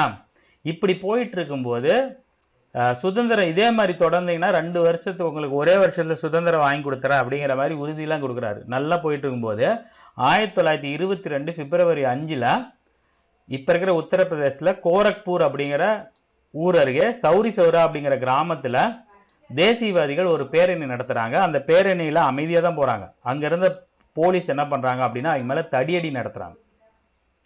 தடியடி நடத்தும் போது அந்த அமைதியா போயிட்டு இருந்த விவசாய மக்களுக்கு கோபம் கிட்டத்தட்ட 22 காவல்துறையினர் அங்க இருக்கிறாங்க. மக்கள் இங்க ஆயிரக்கணக்காக இருக்கிறாங்க. 22 பேர்த்த இவனுங்க அடிக்கலாமா, துப்பாக்கி சொல்லலாமா, தெரிஞ்சுக்கிட்டு அடிக்க வராங்கன்னு தெரிஞ்சுக்கிட்டு பயந்துக்கிட்டு போய் போலீஸ் ஸ்டேஷன் உள்ள போய் 22 பேரும் கதவை சாத்திக்கிறாங்க. அப்ப இந்த கலவரக்காரர்கள் என்ன பண்றாங்கன்னா 22 பேரையும் கதவை சாத்தி போலீஸ் ஸ்டேஷனோட உயிரோட எரிச்சிடறாங்க. இதை கேள்விப்பட்ட காந்தியடிகள் ஒத்துழையாமை இயக்கத்தை திரும்ப பெற்றார். திரும்ப பெற்றதுக்கு அப்புறம் அவரை ஜெயில் அடைச்சிடறாங்க. செப்டம்பர் மாதத்துக்கு பக்கமாக அவரை பிடிச்சி ஜெயில் அனுப்புனீங்க. 1924 தான் ரிலீஸ் பண்ணாங்க. சரியா? இதை எங்கே அனௌன்ஸ் பண்ணியிருப்பார், ஒத்துழையாமை இயக்கத்தை திரும்ப பெறதா எங்கே அனௌன்ஸ் பண்ணியிருப்பாருன்னு பார்த்தீங்கன்னா பர்தோலியில் தான் அனௌன்ஸ் பண்ணியிருப்பார். சரியா? இவர் உள்ளே போயிட்டார். ஒத்துழையாமை இயக்கம் பெரிய அளவில் போய் அடுத்து என்ன அப்படிங்கிற கேள்வி வரும்போது தான் சுயராஜ்ய கட்சியினர் உள்ள வராங்க. காங்கிரஸ் கட்சி மாற்றத்தை விரும்புவோர் மாற்றத்தை விரும்பாதவர்னு 2ஆ பிளவுபடுறாங்க. 23 ஜவஹர்லால் நேரு அவர்களின் தந்தையான மோதிலால் நேரு, சித்தரஞ்சன் தாஸ் இவங்க 2 பேர் என்ன பண்றாங்க, காங்கிரஸார் தேர்தலில் ஈடுபட்டு சட்டசபையில் நுழைஞ்சு நாம கவர்மெண்ட்டுக்கு குடைச்சல் கொடுக்கணும், சட்டப்பேரவைக்குள் நுழைய வேண்டும், சட்டப்பேரவையில் பங்கேற்று பணியாற்றுவதன் மூலம் தேச நலன்கள் மேம்படும், இரட்டை ஆட்சியில் பங்கேற்பதன் மூலமாக தான் காலனிய ஆதிக்க அரசை பாதிப்படைக்க வைக்க முடியும் அப்படின்னு வாதிடுறாங்க. காந்தியடிகள் இப்ப இல்லை, ஒத்துழையாமைக்கும் நின்று போச்சு. அப்ப நாம தேர்தல் அரசியல் 22 தேர்தல், 22, 23 தேர்தல் வருது. அப்ப நம்ம தேர்தல் இது பண்ணி சட்டப்பேரவையில உள்ள போய் மக்களுக்கு ஏதாவது அவங்க பிரச்சனை கொடுக்குறாங்க, சட்டத்தை கொண்டு வராங்கன்னா அதை நம்ம தடுத்து நிறுத்தணும், ஓட்டு போடாம தடுத்து நிறுத்தணும் அப்படின்னு சொல்றாங்க. சில பேர் அதை ஒத்துக்கிறாங்க, சில பேர் ஒத்துக்கல. ஸோ ஒத்துக்கிட்டவங்க எல்லாமே மாற்றத்தை விரும்புவார்னு சொல்றாங்க. ஒத்துக்காதவங்க எல்லாமே மாற்றத்தை விரும்பாது. நோ சேஞ்சஸ் ப்ரோ சேஞ்சஸ்ன்னு சொல்றாங்க. வல்லபாய் பட்டேல், ராஜாஜி அவர்கள் இவங்க எல்லாமே நீங்கள் போங்கப்பா, நாங்கள் அரசியலை இது பண்ணுறோம், ஒத்துழையாமை இயக்கத்தை நாங்கள் என்ன இது பண்ணுறோம் அப்படின்னு சொல்லிட்டு அவங்க மாற்றத்தை விரும்பலை. காந்தியடிகளோட ஒத்துழையாமை இயக்கத்தை தொடர விரும்பி அவங்க இந்த கதர் விற்கிறது, தீண்டாமை பிரச்சாரம் அப்படிங்கிற மாதிரி பண்ணுறாங்க. மாற்றத்தை விரும்பிய மோதிலால் நேரு அவர்கள், CR தாஸ் அவர்கள், தமிழ்நாட்டில் தீரர் சத்தியமூர்த்தி அவர்கள் இவங்கள தலைமையில் சுயராஜ்ய கட்சி 1923 ஜனவரி 1 ஆரம்பிக்கப்படுது. வேற வழி இல்லாம காங்கிரஸ் கட்சியின் சிறப்பு அமர்வுல அங்கீகரிக்கப்பட்டு சட்டப்பேரவைக்குள்ள பல்வேறு மாகாண சட்டப்பேரவையோட தேர்தலில் அந்த 23 எலெக்ஷனில் நின்று நிறைய இடங்களில் ஜெயிக்குது. தமிழ்நாட்டில் மட்டும் நீதி கட்சிக்கு ஆப்போசிட்டாக 11 இடங்களில் ஜெயிச்சிருக்கும். நீதி கட்சிக்கு ஒரு பெரிய டஃப் கொடுத்துருக்கும் சுயராஜ்ய கட்சி. ஆனால் அவங்க ஆட்சி அமைக்க மாட்டாங்க. உள்ளே போய் அவங்களோட கருத்துக்களை சொல்வதற்கு மேடையாக அந்த சட்டப்பேரவை பயன்படுத்துவாங்க. வங்காளத்தில் அரசுடன் ஒத்துழைக்க விரும்பாததால் இந்தியர்கள் என மாற்றப்பட்ட துறைகளில் பொறுப்பேற்க அவங்க மறுத்துவிட்டனர். காலனி அரசின் உண்மையான இயல்பை அவர்கள் வெளிக்கொண்டு வந்தாங்க. காலனி அரசு நம்மளுக்கு நல்லது பண்ணல, நம்மளுக்கு சுரண்டுது அப்படிங்கிறத வெளிக்கொண்டு வந்தாங்க. இப்படி நல்லா போயிட்டு இருக்கும்போது 25ல் சிஆர் தாஸ் இறந்ததுக்கு அப்புறம் 26ல் அந்த கட்சி ஒன்றும் இல்லாமல் போயிடும். சரியா? இப்போ காந்தியடிகள் ஜெயிலிருந்து வெளியே வந்துடுவார். 24ல் வெளியே வந்துடுவார். வெளியே வரும்போது அவருக்கு என்ன தோணும் அப்படின்னா, நிகழ்வுக்கு பிறகு மக்களும் அகிம்சை போராட்டம் குறித்த பயிற்சி அவங்களுக்கு கொடுக்கணும் அப்படிங்கிறத உணர்ந்தாங்க. அதன் ஒரு பகுதியாக காதி இயக்க மேம்பாடு, இந்து முஸ்லீம் ஒற்றுமை, தீண்டாமை ஒழிப்பு இதெல்லாம் கவனம் செலுத்தியிருப்பார். அப்போ அவங்களோட சீடர்களை கூப்பிட்டு என்ன சொல்லியிருப்பார் காந்தி? உங்கள் மாவட்டங்களுக்கு செல்லுங்கள், கதர், இந்து முஸ்லீம் ஒற்றுமை, தீண்டாமை ஒழிப்பு ஆகிய பற்றி செய்திகளை பரப்புங்கள், இளைஞர்களை ஒன்று திட்டி அவர்களை சுயராஜ்யத்தின் உண்மையான வீரர்களாக உருமாற்றுங்கள் அப்படின்னு சொல்றார். இதே மாதிரி காங்கிரஸ்ல போய் இப்போதான் சொற்ப எண்ணிக்கையில் காங்கிரஸார்கள் சேர ஆரம்பிக்கிறாங்க. 25 பைசா வாங்கிட்டு காங்கிரஸ்ல உறுப்பினராக சேர்த்த ஆரம்பிக்கிறாங்க. கதர் உடுத்துவதை கட்டாயமாக படுத்துறாங்க காங்கிரஸ்ல. அகில இந்திய நெசவாளர் அமைப்பு உருவாக்கப்படுது. இது எப்ப காலகட்டங்கள்னு வந்து பார்த்தீங்கன்னா 24, 25 காலகட்டம். சரியா? அதற்கப்புறம் 27 நவம்பர் 8ஆம் நாள், இப்ப 27 நவம்பர் 8ஆம் நாள் இந்திய அரசியல் சாசன சீர்திருத்த இந்திய சட்டப்பூர்வ ஆணையம், இந்தியன் ஸ்டாச்சுட்டரி கமிஷன், சட்டப்பூர்வ ஆணையம் ஒன்று ஆங்கில அரசு நியமிப்பதா சொல்றாங்க. எதுக்கு? இது வரைக்கும் இந்தியாவில் நம்ம அந்த 1919 சட்டம் எந்த மாதிரி கொண்டு போயிருக்கு, அதில் எந்த மாற்றங்கள் கொண்டு வரணும் அப்படிங்கிறத ஆய்வு செய்வதற்காக ஒரு ஆணையம் அமைக்கிறாங்க. அதோட தலைவர் வந்து பார்த்தீங்கன்னா சர் ஜான் சைமன். அந்த குழுவில் மொத்தம் 7 பேர் இருக்காங்க. ஆனால் 7 பேர்த்தில் ஒருத்தர் கூட இந்தியர் இல்லை, எல்லாருமே வெள்ளையராக இருக்கிறாங்க. இது வந்து பார்த்தீங்கன்னா காங்கிரஸுக்கும் இந்தியருக்கும் பெருத்த அவமானத்தை தேடித்தது. இந்தியர் ஒருவர் கூட உறுப்பினராக இல்லாத காரணத்தால் இந்தியர்கள் ஆத்திரமும் அவமானமும் அடைந்து அவங்க என்ன சொல்றாங்க, எங்களுக்கான அரசியல் சாசனத்தை நிர்ணயிக்க உரிமை இல்லாத நிலை கண்டு பொங்கி எழுறாங்க. அப்ப இருந்த ஒரு ஆங்கிலேயர் என்ன சொல்றாருன்னா, உங்களுக்கு அந்த அளவுக்கு அறிவு இல்லப்பா அப்படின்ற மாதிரி சொல்றாரு. காங்கிரஸ் முஸ்லீம் லீக் ரெண்டும் இணைந்து வரக்கூடிய சைமன் குழுவை நம்ம புறக்கணிக்கணும், அவங்க எங்கே போனாலும் அவங்க எந்த வேலையும் பண்ண விடாத மாதிரி நம்ம பிளான் பண்ணோம் அப்படின்னு சொல்லிட்டு அவங்க போன இடங்கள் எல்லாமே திரும்பி செல் சைமன், சைமன் கோபேக் அப்படிங்கிற மாதிரி முழக்கங்கள் ஏற்பட்டு பதாகைகள் நீட்டப்படுது. காவல்துறையினர் பயங்கரமாக எல்லாத்தையும் அடிக்கிறாங்க. அதில் வந்து பார்த்திங்கன்னா அந்த கடுமையான தாக்குதலில் அடிப்பட்ட லாலா லஜபதி ராய் என்ன பண்ணுறாரு, ஒரே மாதத்தில் இறந்துடுறாரு. சரியா? இப்போ தான் அந்த சொன்னார் இல்லையா, உங்களுக்கு இந்த உங்களுக்கான அரசியல் அமைப்பை உருவாக்க உங்களுக்கு இதில் அப்படி இல்லைன்னு சொன்னார்ல ஒரு ஆள். அந்த ஆள் பேர் வந்து பார்த்திங்கன்னா, அந்த வெள்ளையரோட பேர் வந்து பார்த்திங்கன்னா பிருகன்கெட். அவர் என்ன, அந்த ஆள் என்ன சொல்கிறான் அப்படின்னா, உங்கள் இந்தியாவில் நிறைய சமூகங்கள் இருக்குது, நிறைய மக்கள் இருக்காங்க, எல்லாத்துக்கும் எங்களால் பிரதித்துவம் கொடுக்க முடியாது. சரியா? அதனால் வந்து பார்த்திங்கன்னா உங்களால் உருவாக்க முடியுமான்னு ஒரு கோரிக்கை மாதிரி வைக்கிறார், ஒரு சவால் மாதிரி விடுறான் அவன். சரியா?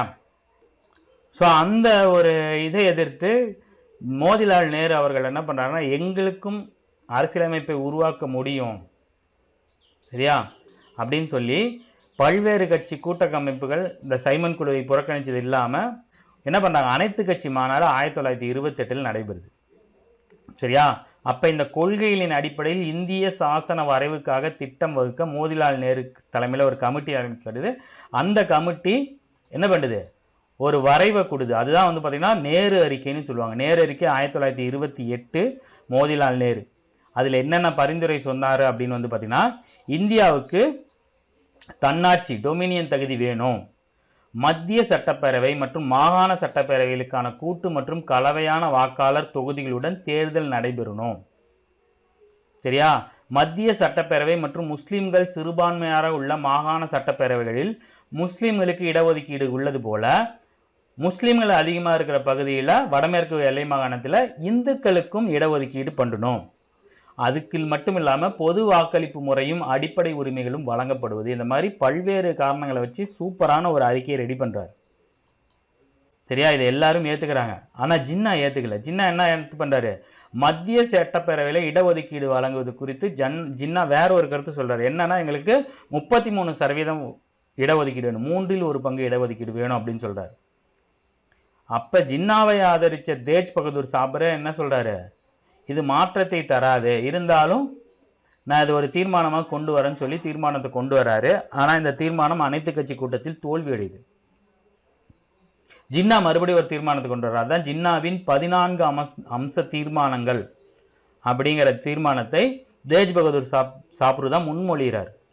ஆனால் அதுக்கான வாக்கெடுப்பில் பார்த்தீங்கன்னா நிராகரிக்கப்படுது. அப்போ ஜின்னா ஆரம்பத்தில் காங்கிரஸோட இணைந்து பயங்கரமாக பணியாற்றிருப்பார் முஸ்லீம் லீக்ல இருந்தாலும்.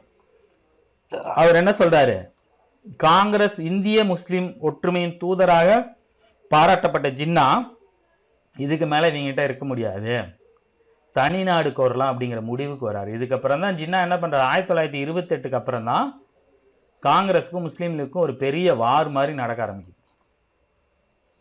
சரியா, ஸோ முஸ்லீம்களுக்கு தனி நாடு அப்படின்னு ஜின்னா எப்போ கேட்க ஆரம்பிச்சாருன்னு பார்த்தீங்கன்னா 1940 லாகூர் மாநாடு. சரி, அதெல்லாம் பின்னாடி பார்ப்போம். சரியா, இப்போ நேரறிக்கை 1928 வந்துருச்சு. இதற்கப்புறம் பார்த்தீங்கன்னா சட்ட மறுப்பு இயக்கம். சரியா, சட்ட மறுப்பு இயக்கம் அப்படின்னா தண்டி யாத்திரை கணக்கு வரும். அது 1930 அந்த காலகட்டம். இந்த பாடமே பார்த்தீங்கன்னா வருஷம் இதாக கொடுத்துருப்பாங்க. இப்போ நம்ம 1915 அவர் வந்ததுலேருந்து 17 சம்ரான், 18 அகமதாபாத் கேதா, அதற்கப்புறம் 19 ரவுலட் சட்டம், 19 ஏப்ரல் 13 பார்த்தீங்கன்னா ஜாலியன் வாலாபாக், ஜாலியன் வாலாபாக்கை தொடர்ந்து கிலாபத் இயக்கம், கிலாபத்தை இயக்கத்தை தொடர்ந்து 1920 ஆகஸ்ட் 1 பார்த்தீங்கன்னா ஒத்துழையாமை இயக்கம். ஒத்துழையாமை இயக்கத்துக்கு காங்கிரஸ் அப்ரூவல் கொடுக்குது. அதுக்கப்புறம் ஒத்துழையாமை இயக்கம் ஒரு 2 வருஷம் பெரிய அளவில் போகுது. 22 பர்தோலியில் இதோட வெற்றியை தொடர்ந்து வரிகொடாத இயக்கம் கொடுக்குறேன் அப்படிங்கிறாரு. அதை தொடர்ந்து 22 பிப்ரவரி 5 சௌரி சௌரா சம்பவம் நடக்குது. அதை தொடர்ந்து காந்தியடிகள் ஒத்துழையாமை இயக்கத்தை நிறுத்துறாரு, அவரும் கைது செய்யப்படுகிறாரு. அப்போ 22 அவர் கைது செய்யப்பட்டதுக்கப்புறம் அடுத்து என்ன அப்படிங்கும்போது தான் கொஞ்ச நாள் அந்த கட்சியும் அந்த இயக்கத்தையும் உயிர் போட வச்சிருந்தது சுயராஜ்ய கட்சி. சுயராஜ்ய கட்சி 1923 ஆகஸ்ட் 1 பார்த்தீங்கன்னா தொடங்கப்படுது. ஆகஸ்ட் 1 தானே, ஜனவரி 1 சுயராஜ்ய கட்சி இது பண்ணுது. அதுக்கப்புறம் அது ரொம்ப நாள் இருந்ததுக்கப்புறம் 26 அது ஒன்றும் இல்லாமல் போகுது.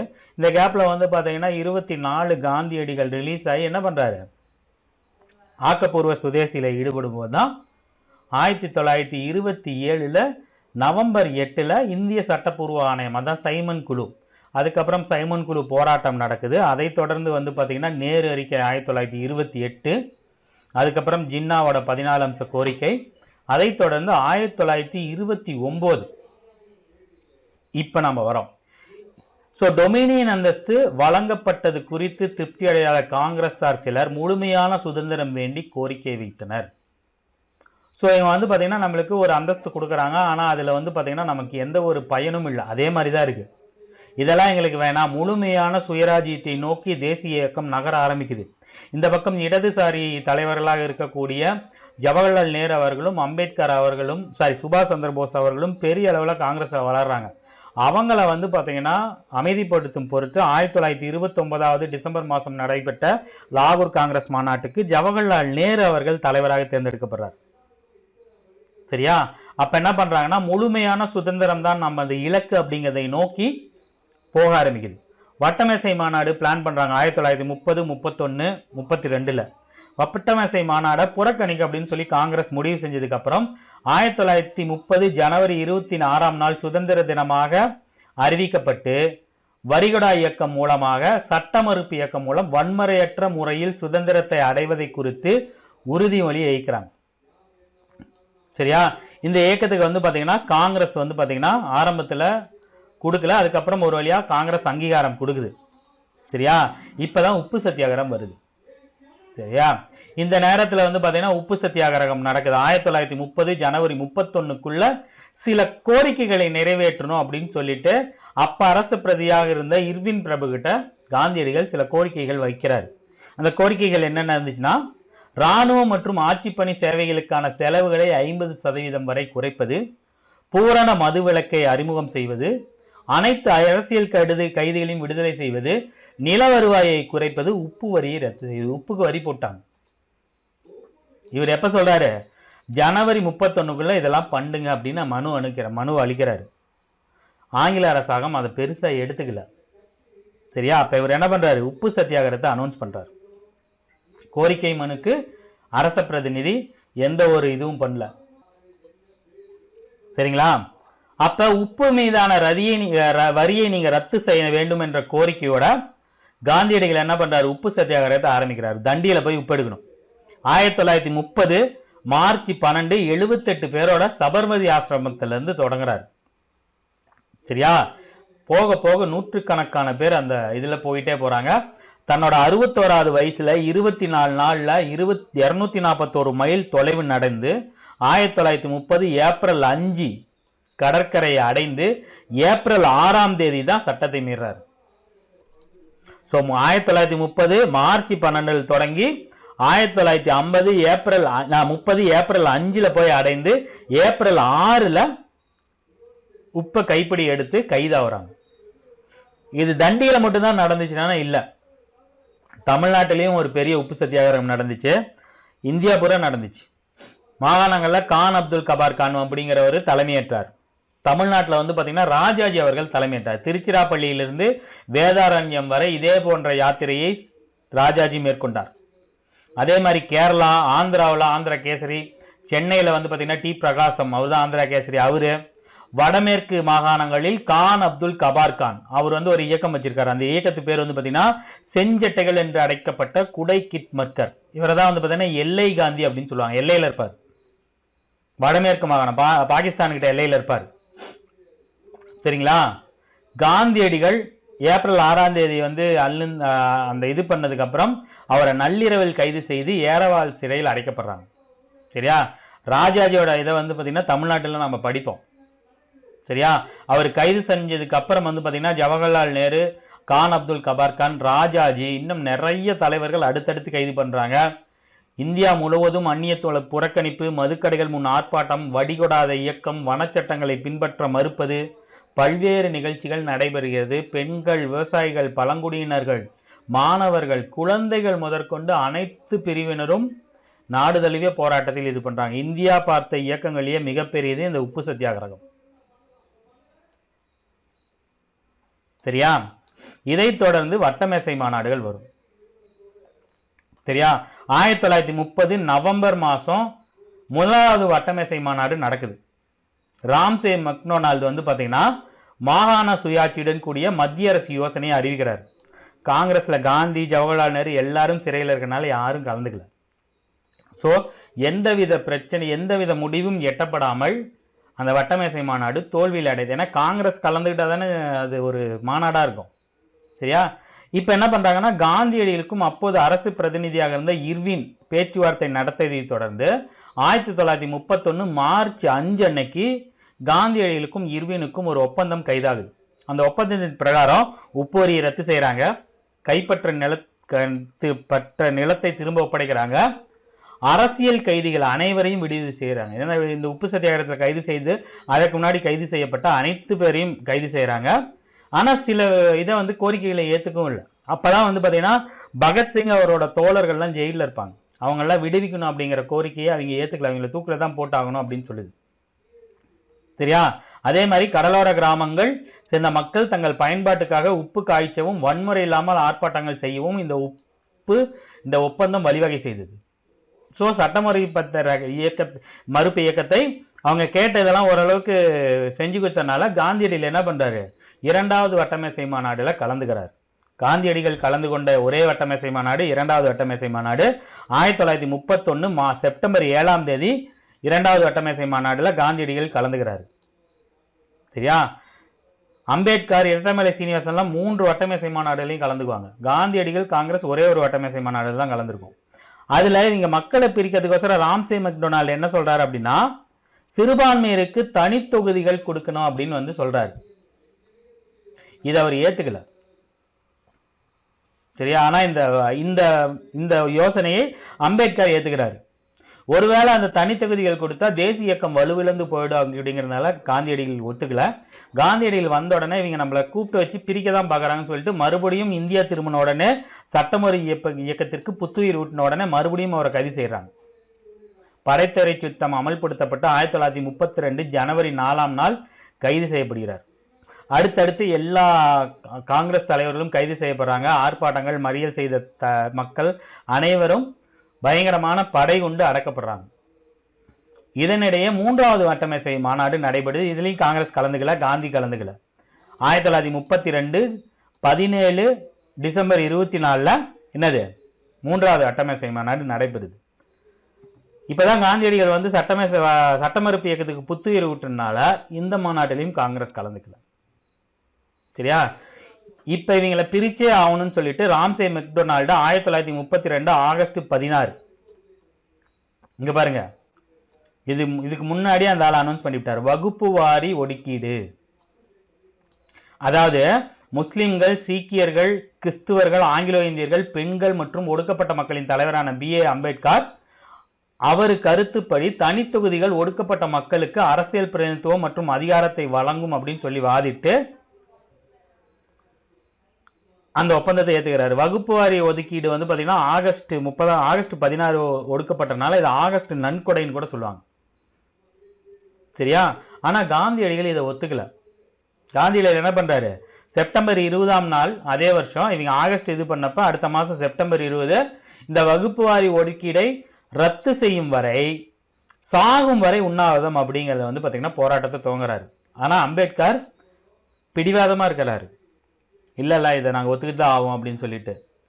காந்தியடிகளோட உடல்நிலை வந்து பார்த்தீங்கன்னா மோசமாகுது. அப்போ மதன் மோகன் மாளவியா, ராஜேந்திர பிரசாத், ஜவஹர்லால் நேரு எல்லாரும் சேர்ந்து அம்பேத்கர் மற்றும் MC ராஜா, இரட்டமலை சீனிவாசன் இவங்க எல்லாத்தையும் பேச்சுவார்த்தை நடத்தி தீவிர பேச்சுவார்த்தைக்கு அப்புறம் காந்தியடிகளுக்கும் அம்பேத்கருக்கும் ஒரு ஒப்பந்தம் இடையே ஏற்படுது. அந்த ஒப்பந்தம் தான் பூனா ஒப்பந்தம்னு சொல்லுவாங்க. சரியா? அந்த பூனா ஒப்பந்தத்தில் பல்வேறு அம்பேத்கரோட கொள்கைகள், அந்த கோரிக்கைகள் ஏற்கப்படுது. தனி தொகுதிகள் பற்றிய கொள்கைகள் கைவிடப்பட்டு ஒடுக்கப்பட்ட மக்களுக்கு இடஒதுக்கீடு வழங்கக்கூடிய கூட்டு தொகுதி யோசனை ஏற்கப்பட்டது. சரியா? 71 இடங்கள்ல இருந்து 148 அதிகரிக்கிறாங்க. மத்திய சட்டப்பேரவையில 18% இடங்கள் கொடுக்கப்படுது. சரியா? இதுல காந்தியடிகளுக்கும் அம்பேத்கருக்கும் சில புரிதல் ஏற்பட்டு காந்தியடிகள் என்ன பண்றாரு அப்படின்னா தீண்டாமைக்கு எதிரான பிரச்சாரத்தில் ஈடுபடுறாரு. ஹரிஜன் அப்படிங்கிற ஒரு பத்திரிகையை தொடங்குறாரு. ஏன்னா அம்பேத்கர் அவரும் பூனா ஒப்பந்தத்தில் பேசும்போது 2 பேருக்கு ஒரு புரிதல் ஏற்படுது. அப்ப ஜாதி அமைப்புகள் இங்க வந்து பாத்தீங்கன்னா வலுவா இருக்கிறதுனால காந்தியடிகளோட கருத்துக்கள்ல அம்பேத்கரோட கருத்துக்கள் தாக்கம் செலுத்துது. சரியா? அப்ப என்ன பண்றாரு, அவரோட இருப்பிடத்தை வார்தாவில இருந்து சத்தியாகிரக ஆசிரமத்துக்கு மாத்துறாரு. சபர்மதியில இருந்து வார்தா மாத்துறாரு. ஹரிஜன் ஒரு பத்திரிகை ஆரம்பிக்கிறார் 38ல். ஹரிஜனுக்காக நாடு தழுவிய பயணத்தை மேற்கொள்றாரு. ஹரிஜனர் சேவை சங்கத்தை வந்து தொடங்குறாரு. கல்வி, சுத்தம், சுகாதாரம் மேம்படுத்த ஒடுக்கப்பட்ட மக்களிடையே மது பழக்கத்தை கைவிட பணியாற்றுறாரு. கோயில்கள்ல மக்கள் நுழையிறதுக்கு கோயில் நுழைவு போராட்டம் ஆகஸ்ட் 8 1933 ஜனவரி 8 கோவில் நுழைவு நாள் அனுசரிக்கப்படுது. சரி, 38 33 32ல தானே இது பிரச்சனை நடக்குது. ஸோ அடுத்த வருஷம். சரியா?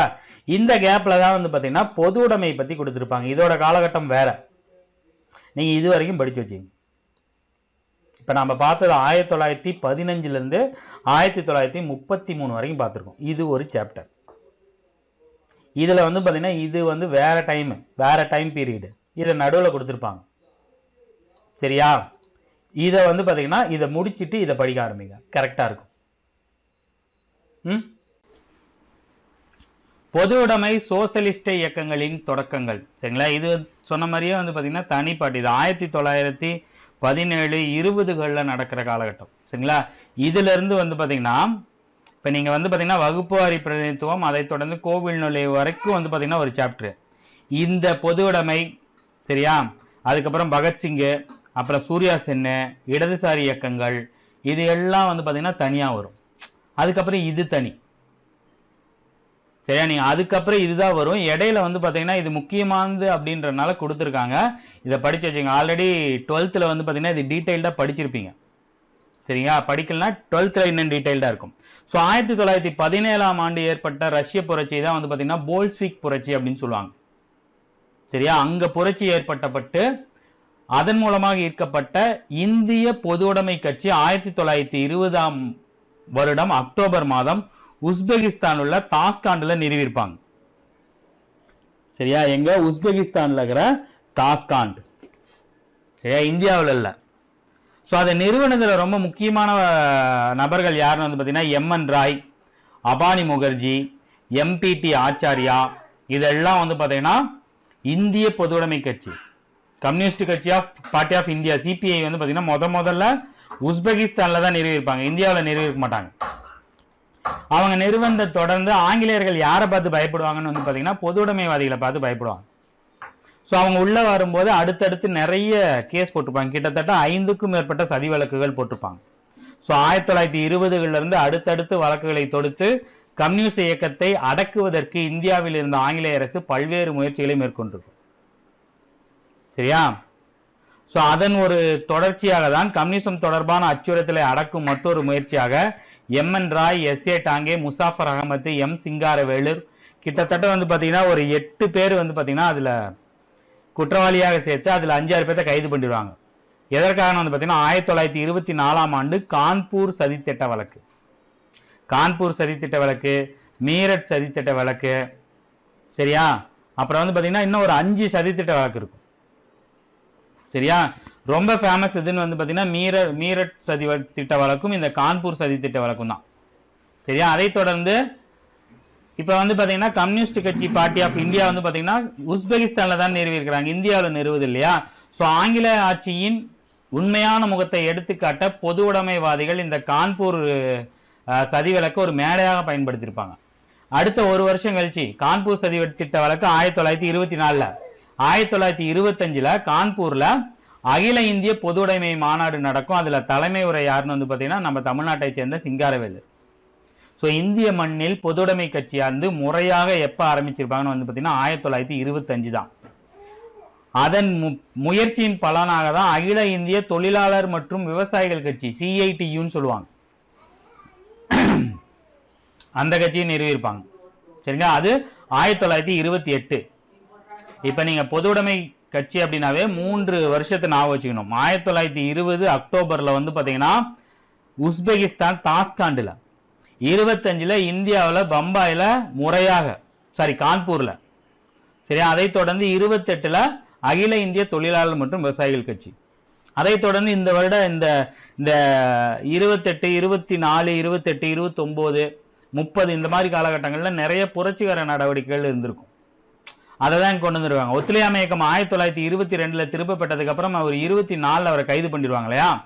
ஸோ திடீரென திரும்ப பெற்றதால் குழப்பமடைந்த இளைஞர்கள் வன்முறையில கையில் எடுத்திருப்பாங்க.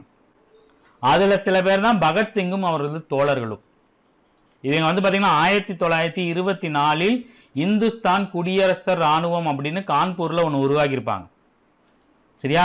25ல் ராம் பிரசாத் பிஸ்மில், அஸ்புகுல்லா கான் மற்றும் இன்னும் சில பேர் என்ன பண்ணுவாங்க, லக்னோ அருகே கக்கோரி அப்படிங்கிற கிராமத்துல அரசு பணத்தை போட்டுட்டு கொண்டு போயிட்டு இருந்த ஒரு ரயில கொளுத்தி பணத்தை கொள்ளையடிச்சிருப்பாங்க. அதுல சில பேர் இறந்திருப்பாங்க. ஸோ அந்த கக்கோரி அப்படிங்கிற கிராமத்தில் நடந்தனால அது கக்கோரி சதித்திட்ட வழக்கு அப்படின்னு சொல்லுவாங்க. அது எப்ப நடந்திருக்குன்னா 1925ஆம் ஆண்டு. அதுல ராம் பிரசாத் பிஸ்மில், அஸ்பகுல்லா கான் இவங்கெல்லாம் வந்து பாத்தீங்கன்னா தூக்கு தண்டனை கொடுத்துருவாங்க. 4 பேருக்கு மரண தண்டனையும் சில பேருக்கு வந்து பாத்தீங்கன்னா வாழ்நாள் சிறை தண்டனையும் கொடுத்துருவாங்க. சரியா? கக்கோரி சதித்திட்ட வழக்கு 1925.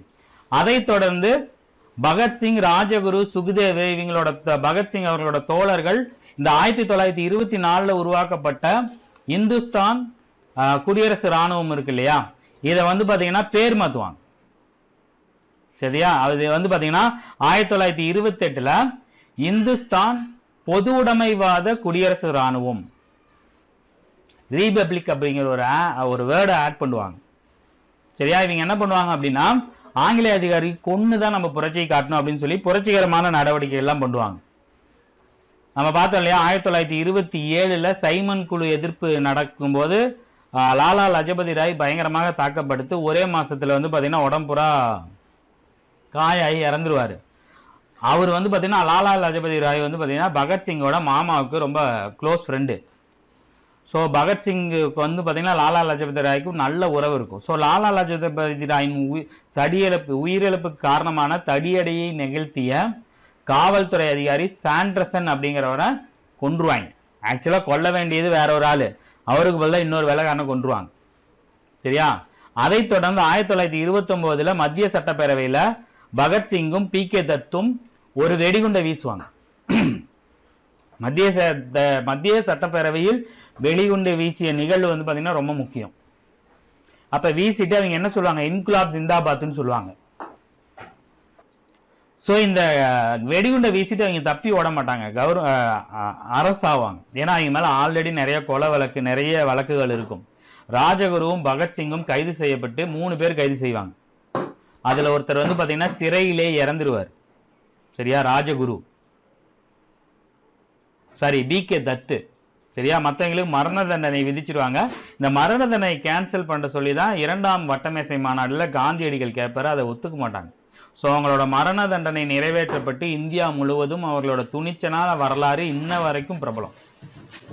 அதே காலகட்டங்களில் 1930 இன்னொருத்தர் ரொம்ப ஃபேமஸ், சிட்டகாங் ஆயுத கிடங்கு தாக்குதல். சிட்டகாங் பகுதியில் இருந்த ஆயுத கிடங்கை வந்து பார்த்தீங்கன்னா தாக்கியிருப்பார். இவர் சூர்யா சென்னும் வந்து பார்த்தீங்கன்னா இந்திய குடியரசு ராணுவத்தை சேர்ந்தவர் தான். இவர் ஒரு வாத்தியார், ஸ்கூல் வாத்தியார் பக்காவாக பிளான் பண்ணி அவரும் அவங்க நண்பர்களும் ஆயுதங்களை திரட்டி அந்த சிட்டகாங் ஆயுத கிடங்கு, அந்த இராணுவ கிடங்கின் மீது மிகப்பெரிய தாக்குதலை நடத்தி அதில் இவங்க வந்து பார்த்தீங்கன்னா புரட்சிகர அரசை நிறுவினாங்க. இவங்களை 3 வருஷம் தேடுவாங்க. 3 ஆண்டுகளுக்கு பிறகு 1933 கைது செய்யப்பட்டு அவர் 1 ஆண்டுக்கு பிறகு தூக்கிலிடப்பட்டிருப்பார். சரி, 1930 சிட்டகாங் ஆயுத தாக்குதல், சூர்யா சென் ஆக வச்சுங்க. இதே காலகட்டங்களில் இடதுசாரி இயக்கங்களும் நிறையா இருக்கும். சரியா? உலகம் முழுவதும் நிலவிய பொருளாதார மந்த நிலையை உருவாக்கிய பொருளாதார நெருக்கடிகளை அடுத்து 1930களில் இந்திய பொதுவுடைமை கட்சி வலுப்பெற்றிருக்கும். பிரிட்டனில் இருந்த மந்த நிலை அதன் கீழ் இருந்த காலநிலையிலும் பாதிப்புகள் ஏற்படுத்தியிருக்கும். இந்த பொருளாதார வீழ்ச்சியின் விளைவாக வர்த்தக லாபங்களிலும் வேளாண் பொருட்கள் விலைகளிலும் சரிவு ஏற்பட்டு ஏற்கனவே சரிந்திருந்த வேளாண் பொருட்களின் 50% விலை வீழ்ச்சி காரணமாக கட்டாயமாக செய்யப்பட்ட அரசின் நில வருவாய் 2 மடங்காக அதிகரித்துக்கும். பாருங்க, இது ஒரே பாயிண்ட், அப்படியே படிச்சு புரிஞ்சுக்கிற மாதிரியா கொடுத்துருக்காங்க. ஈஸியா சொல்றேன் பாருங்க. 1930 பொருளாதார வீழ்ச்சி நடைபெறும். சரியா? பங்கு சந்தை கீழே விழுந்துடும். அப்ப அந்த டைம் அப்போ வந்து பார்த்தீங்கன்னா நிறைய தொழிலாளர்கள் பாதிக்கப்படுவாங்க, நிறைய விவசாயிகள் பாதிக்கப்படுவாங்க. அவர்களோட குரலாக ஆல்ரெடி வேளாண் பொருளும் வீழ்ச்சியில் இருக்கு, அதனால நிலவரி கட்ட முடியுமா? கட்ட முடியாது. இந்த நேரத்தில் இவனுங்க என்ன பண்ணுவாங்க, நில வருவாயை 2 மடங்காக அதிகரிச்சிருப்பாங்க. இது எவ்வளவு பெரிய அயோக்கித்தனம்! அதை எதிர்த்து போராடி அவங்களுக்கு ஒரு இதை வாங்கி கொடுக்கறது தான் பொதுவுடைமை கட்சியோட நோக்கம். நிலவரி அதிகம் பண்ணியிருப்பாங்க, புழக்கத்தில் இருந்த பணத்தை திரும்ப பெறுவது, டிமானிட்டேஷன். சரியா? நிறைய பணியாளர்களை வந்து பார்த்தீங்கன்னா வேலை நீக்கம் செய்யறது, லே ஆஃப். சரியா? இந்த சூழலில் வருவாய் மற்றும் ஊதிய குறைபாட்டால் பாதிக்கப்பட்ட விவசாயிகள் மற்றும் தொழிலாளர்களின் குரலாக ஒலித்தது பொதுவுடைமை கட்சி. இதைத் தொடர்ந்து அந்த பொதுவுடைமை கட்சி, அதாவது கம்யூனிஸ்ட் பார்ட்டி வந்து பார்த்தீங்கன்னா இப்போ வேண்டாம் இந்தியாவில் ஒன்றும் இல்லாமல் இருக்கலாம். சுதந்திரமான புதுசில காங்கிரஸுக்கு அடுத்தது எதிர்கட்சியாக இருந்தது கம்யூனிஸ்ட். இந்தியா முழுவதும் கம்யூனிஸ்ட் இருந்தாங்க. கம்யூனிஸ்டுகள் அவங்களோட ஒரிஜினலான அந்த இதை விட்டதுனால இப்போ அவங்க வலுவிழந்து போயிட்டாங்க. ஸோ இதைத் தொடர்ந்து 1934 ஆண்டு அந்த கம்யூனிஸ்ட் கட்சியை பிரிட்டிஷ் அரசாங்கம் தடை செஞ்சிடும். சரியா? தீவிர இடதுசாரி ஆதரவு முதல் வலதுசாரி ஆதரவு வரையான அகன்ற அரசியல் சார்பு பெற்ற இயக்கமாக சுயராஜ்யம் என்ற குறிக்கோளுடன் காங்கிரஸ் கட்சி வலுப்பெற்றிருக்கும். ஸோ 1934 காங்கிரஸ் கட்சிக்குள்ளேயே ஒரு பொதுவுடைமை கட்சி ஆரம்பிப்பாங்க. அதுதான் வந்து பார்த்தீங்கன்னா காங்கிரஸ் பொதுவுடைமை கட்சி, காங்கிரஸ் சோசலிஸ்ட் பார்ட்டி அப்படின்னு சொல்லிட்டு. அந்த கட்சியை உருவாக்கணும் யாருன்னு வந்து பார்த்தீங்கன்னா 3 பேர். இவங்க 3 பேர் தான், ஜெயபிரகாஷ் நாராயணன், ஆச்சாரிய நரேந்திர தாவ், மினு மசானி அப்படிங்கிறவங்க. சரிங்களா? காங்கிரஸ் கட்சிக்குள்ளேயே ஒரு பொதுவுடைமை கட்சி. சரியா? சில சமயத்துல காங்கிரஸ் கட்சியில இருந்தவங்க கைது செய்யப்படும் போது இந்த பார்ட்டியில இருந்தவங்க ஆக்டிவா செயல்பட்டு இருப்பாங்க. சரியா? சோ இப்ப வந்து பாத்தீங்கன்னா 34 வரைக்கும் பார்த்திருக்கோம். சோ இப்ப அந்த 33ல இருந்து இங்க வந்துருங்க. சரியா? 33ல இந்திய அரசு சட்டம் இயற்றுவாங்க. 1935 இந்திய அரசு சட்டம். அதன் பிரகாரம் வந்து பாத்தீங்கன்னா மாகாணங்களுக்கு தன்னாட்சி, மத்தியில் இரட்டையாட்சி. அதே மாகாணங்களுக்கு தன்னாட்சி, மத்தியில் இரட்டையாட்சி. சரியா? அந்த இரட்டையாட்சி அப்படிங்கிற கான்செப்டை ஒழிச்சு மாகாணங்களுக்கு தன்னாட்சி. இப்ப இருக்கிற மாதிரியே சென்ட்ரல் கவர்மெண்ட், ஸ்டேட் கவர்மெண்ட் தான் அது. சரியா? இதன் பிரகாரம் 11 மாகாணங்கள், 6 தலைமை ஆணையர மாகாணங்கள் மற்றும் இந்த கூட்டமைப்பில் சேர விரும்பிய அனைத்து சிற்றரசுகளும் இக்கூட்டமைப்பில் இடம்பெற்று மாகாணங்களின் தன்னாட்சிக்கு இந்த சட்டம் வழிவகுத்தது. மாநில அரசுகளை நிறுவக்கூடிய சட்டம். இதன் பிரகாரம் வந்து பாத்தீங்கன்னா எல்லா துறைகளும் இந்தியாவோட அமைச்சர்களின் கட்டுப்பாட்டில் கொண்டு வரப்பட்டது. அந்த ஒதுக்கப்பட்ட துறைகள், மாற்றப்பட்ட துறைகள் அப்படிங்கிறதுக்கு பதிலாக இரட்டையாட்சி மத்திய அரசுக்கு விரிவாக்கப்பட்டு வாக்குரிமை அடிப்படையில் எலெக்ஷன் வச்சாங்க. ஆனா வாக்குரிமை போடுறது எப்படி இருந்துச்சுன்னு வந்து பாத்தீங்கன்னா, சொத்துரிமை யாருக்கிட்ட இருக்கோ அவங்க தான் வாக்களிக்க முடியும், எல்லாத்துக்கும் வாக்களிப்பு இல்லை. ஸோ அப்ப 10% மக்கள் மட்டும்தான் வாக்களிச்சாங்க. ஸோ இந்த சட்டத்தின்படி 1935 சட்டத்தின் பிரகாரம் இந்தியாவிலிருந்து பர்மா பிரிக்கப்பட்டது. 1935 சட்டத்தின் பிரகாரம் 37 எலெக்ஷன் அறிவிச்சாங்க. சரியா? சட்டமறுப்பு இயக்கத்தால் காங்கிரஸ்ல பெரிதும் பலனை பெற்றது. சட்டமறுப்பு இயக்கம் அந்த 1930, 1920 இந்த 30 சட்டமறுப்பு இயக்கம், அந்த உப்பு சத்தியாகிரகத்தினால காங்கிரஸ் பயங்கர பலமா இருந்துச்சு. ஸோ இந்த பலத்தை வந்து பாத்தீங்கன்னா காங்கிரஸ் தேர்தலில் அறுவடை பண்ணிச்சு. சரியா?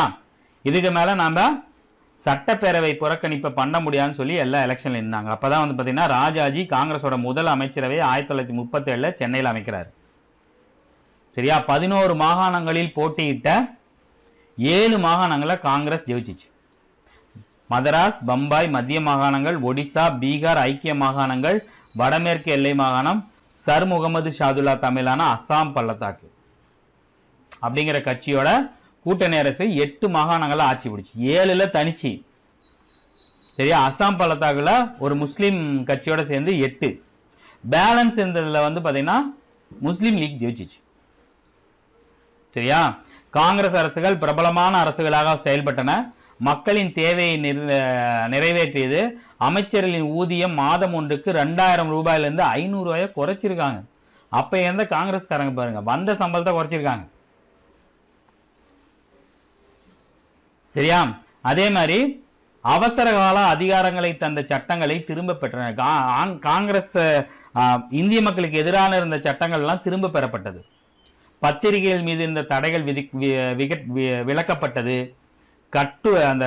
அந்த சில கட்டுப்பாடுகள்லாம் இருந்திருக்குல்ல, இதை எழுதக்கூடாது, அதை எழுதக்கூடாது, அதெல்லாம் தூக்குனாங்க. காவல்துறையோட அதிகாரங்கள் கட்டுப்படுத்தப்பட்டது. அரசியல் பேச்சுகள் பற்றி சிபிசிஐடி விசாரிக்க அறிக்கை தருவது விலக்கி கொள்ளப்பட்டது. ஒட்டு கேட்கறது தடை செஞ்சாங்க. சரியா? அதே மாதிரி தொழிலாளர்களின் பணி நிலைமை மேம்படவும் சட்டப்பூர்வ நடவடிக்கைகள் மேற்கொள்ளப்பட்டது. கோவில் நுழைவு சட்டம் 1938ல இயற்றிருப்பாங்க.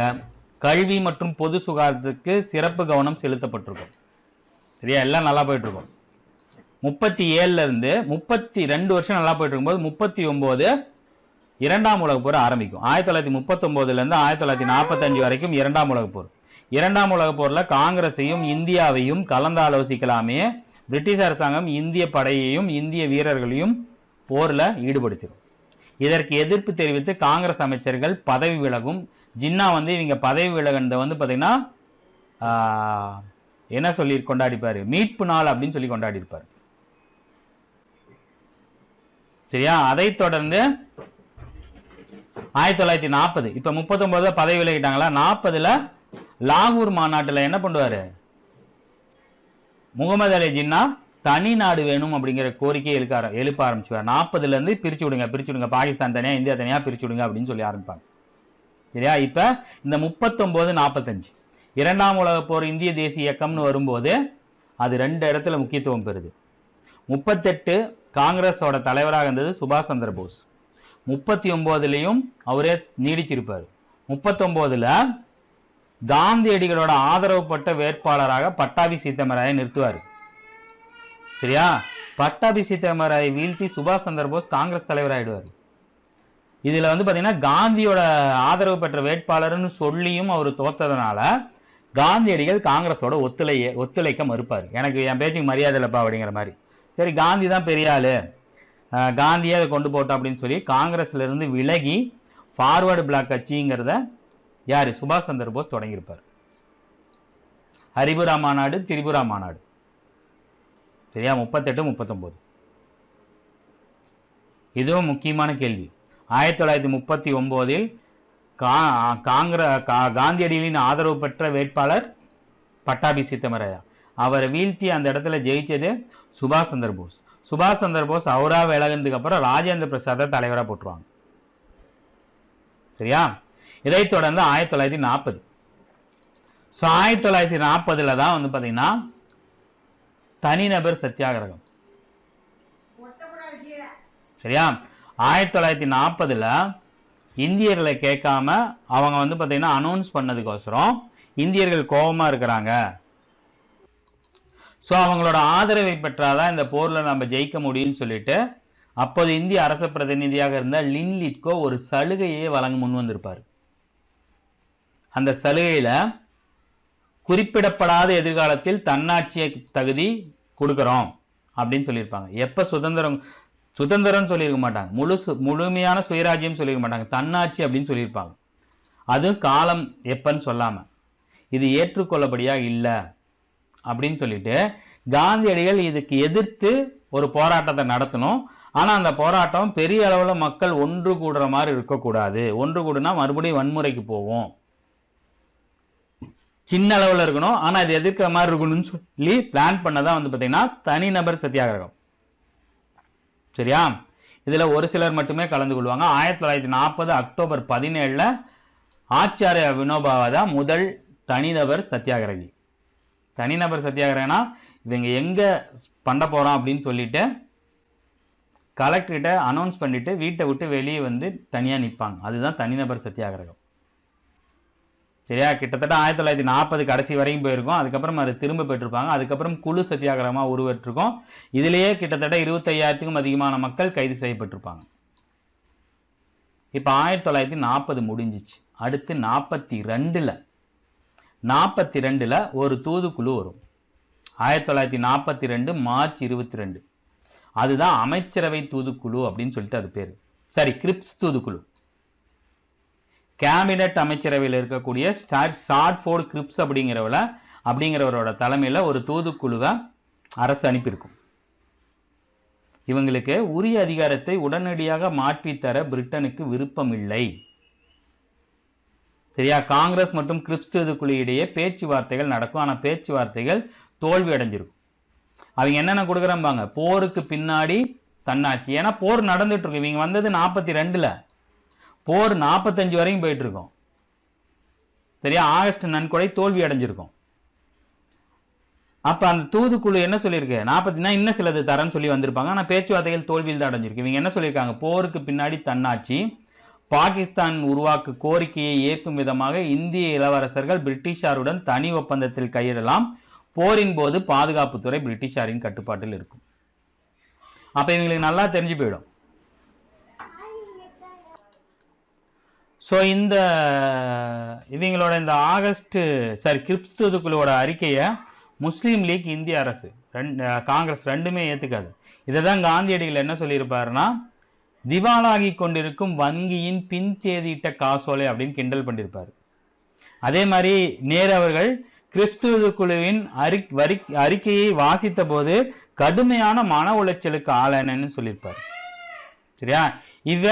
அவங்களுக்கு ஒரு விஷயம் நல்லா தெரியும். என்ன அப்படின்னா, ஆங்கிலேயர்களுக்கு பேச்சுவார்த்தை நடத்துறதை தவிர அவங்களுக்கு வேற வழி இல்லை. சரியா? அது மட்டும் இல்லாம காந்தியடிகள் ரொம்ப சோர்ந்து போயிருப்பாரு.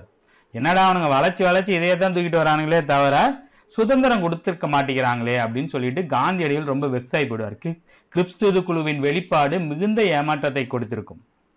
சரியா? அது மட்டும் இல்லாமல் போர்க்கால காலத்தில் பற்றாக்குறையினால விலைகள் பெரிய அளவில் வந்து பார்த்திங்கன்னா அதிகரிச்சிருக்கும், வேலையில்லா திண்டாட்டம் இருக்கும், மக்கள் சாப்பாட்டு கஷ்டப்படுவாங்க.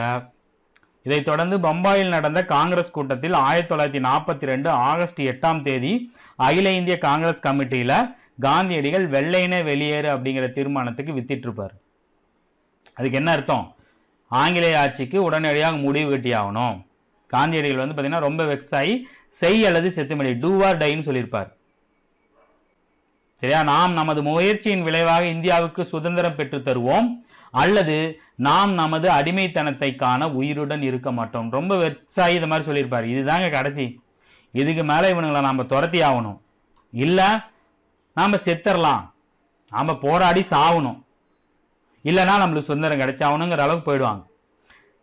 ஸோ காந்தியடிகள் இந்த மாதிரி அனௌன்ஸ் பண்ணதுக்கு அப்புறம் அடுத்த நாள் ஆகஸ்ட் 9ஆம் தேதியே காலையில் எல்லா காங்கிரஸ் தலைவர்களையும் பிடிச்சி ஜெயிலில் போட்டுருவாங்க. இவங்க வெளியே வந்து வெள்ளையின வெளியேறு இயக்கத்தை தொடங்கினா பெரிய அளவு போராட்டம் வெடிக்கும்னு சொல்லிட்டு, இந்த நேரத்தில் காங்கிரஸ் மற்றும் முக்கிய தலைவர்கள் சிறையில் இருந்தவர் தான் பொது உடைமைவாதம் நாம் பார்த்தோம்ல, அந்த தலைவர்களோட பங்கு அளப்பரியுது. அவங்க சிறையில் இருந்தோடனே பொது உடைமைவாதிகள் இந்த தேசிய இயக்கத்திற்கு தலைமை தாங்கியிருப்பாங்க. குறிப்பாக வந்து பார்த்தீங்கன்னா அந்த காங்கிரஸ் சோசியலிச கட்சி உருவாக்கியிருப்பாங்களே, ஜெயபிரகாஷ் நாராயணன், அவரு, ராமநாத மிஸ்ரா, இவங்க எல்லாம் வந்து பார்த்தீங்கன்னா உள்ள இருந்து திரைமறை வேலையில ஈடுபட்டிருப்பாங்க. அதே மாதிரி பெண் தலைவரான அருணா ஆஷப் அலி, உஷா மேத்தா என்ன பண்ணுவாங்கன்னா காங்கிரஸ் வானொலி திரைமறைவில் இருந்தபடியே 1942 நவம்பர் மாதம் வரைக்கும் வெற்றிகரமாக செயல்பட்டிருக்கும். ரேடியோ காங்கிரஸ் வானொலி, சரியா? அங்கங்கிருந்து போராட்டத்துக்கு ஒரு குறிப்பிட்ட அலைவரிசையில் இன்ஃபார்ம் பண்ணிட்டு அதோட டிரான்ஸ்மிட்டரை மாற்றிக்கிட்டே இருப்பாங்க. சரியா? இந்தியாவின் பல பகுதிகளுக்கும் இந்த உஷா மேத்தாவின் வானொலி மூலமாக செய்தி பரவதை அடுத்து ஆங்காங்கே வன்முறை போராட்டங்கள், வேலை நிறுத்தங்கள், ஆர்ப்பாட்டங்கள், தடியடைகள், மறியல்கள் நடந்துகிட்டே இருக்கும். ஆங்கிலேய அரசாங்கம் என்னதான் இரும்பு கரம் கொண்டு இந்த இயக்கத்தை தடுத்து நிறுத்தினாலும் அவங்களை யாரும் அடக்க முடியாது. அரசு கட்டடங்கள், ரயில் நிலையங்கள், தொலைபேசி மற்றும் தந்தி கம்பிகள், இது எல்லாத்தையும் மக்கள் தாக்குதல் நடத்திக்கிட்டே இருப்பாங்க. குறிப்பாக மதராஸு, லாகூரு, ஒரிசா, பீகாரு இந்த மாதிரியான பல்வேறு இடங்களில் வந்து பார்த்திங்கன்னா போராட்டம் போய் இணை அரசுகள் நிறுவப்பட்டிருக்கும். சத்தாரா, ஒரிசா, பீகார், ஐக்கிய மாகாணங்கள், வங்காளம், இந்த இடத்துல ஆங்கிலேய அரசுகளை துரத்திட்டு அங்கே இணை அரசாங்கம் இது பண்ணுறன்னு உள்ளூர் தலைவர்கள் பண்ணியிருப்பாங்க. ஸோ இந்த நேரத்தில் தான் சுபாஷ் சந்திர போஸ் ஒரு முக்கிய வேலையை பார்த்துருப்பார். சரியா?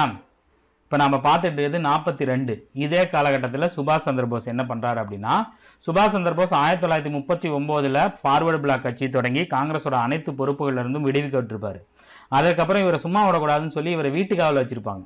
வீட்டுக்காவலில் வச்சிருக்கிறப்ப இவர் வந்து பார்த்தீங்கன்னா மாறு வேடத்தில் அங்கேருந்து தப்பிச்சிருவார். 1941 மார்ச் மாதம் அவரது இல்லத்திலிருந்து நாடகத்தனமாக மாறு வேஷம் அணிஞ்சு தப்பிச்சு ஆப்கானிஸ்தான் போய், ஆப்கானிஸ்தான்லேருந்து சோவியத் யூனியன் போய், சோவியத் யூனியன்ட்டு ஹெல்ப் வரலான்னு பார்ப்பார். ஆனால் 2ஆம் உலகப் போரில் சோவியத்தும் பிரிட்டிஷும் ஒன்றா சேர்ந்து சண்டை போட்டுட்ருக்கோம். சோவியத்து, பிரிட்டிஷு, அமெரிக்கா எல்லாம் ஒன்றா சேர்ந்து இருந்ததுனால சோவியத் அரசு நமக்கு ஹெல்ப் பண்ணாது. அப்போ பிரிட்டிஷுக்கு எதிராக இருக்கிறது யாரு? ஜெர்மனிகிட்ட போயிடலான்னு சொல்லி ஜெர்மனிகிட்ட போய் ஹிட்லர்கிட்ட உதவி கேட்க போவார். அவரும் அவருக்கு ஏற்ற மாதிரி உதவி கிடைக்காது. சரியா? அதுக்கப்புறம் 1943 பிப்ரவரி மாதம் நீர்மூழ்கி கப்பல் மூலம் ஜப்பான் போய் அங்கே ஆல்ரெடி உருவாக்கப்பட்டிருந்த இந்திய தேசிய இராணுவத்தை மோகன் சிங்னு ஒருத்தர் உருவாக்கியிருப்பார். இதெல்லாம் பெரிய ஸ்டோரி, ஆனால் இவங்க ரொம்ப சிம்பிளாக கொடுத்துட்டாங்க.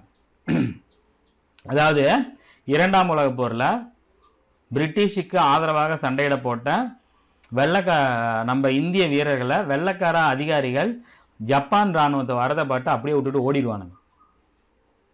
அப்போ இந்த ஜப்பான் இராணுவம் இந்தியர்களை பிடிச்சிட்டு வந்துடும்.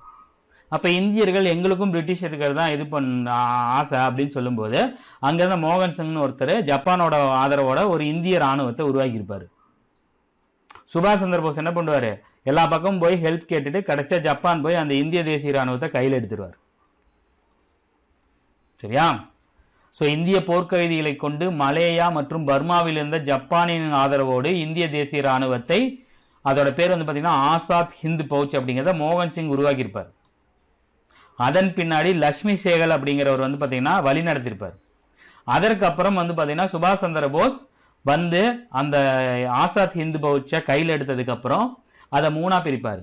காந்தி பிரிகேட், நேரு பிரிகேட், பெண்கள் படைப்பிரிவு வந்து பார்த்தீங்கன்னா ஜான்சி ராணி லட்சுமிபாய் பிரிகேட்னு 3ஆ பிரிச்சிருவார்.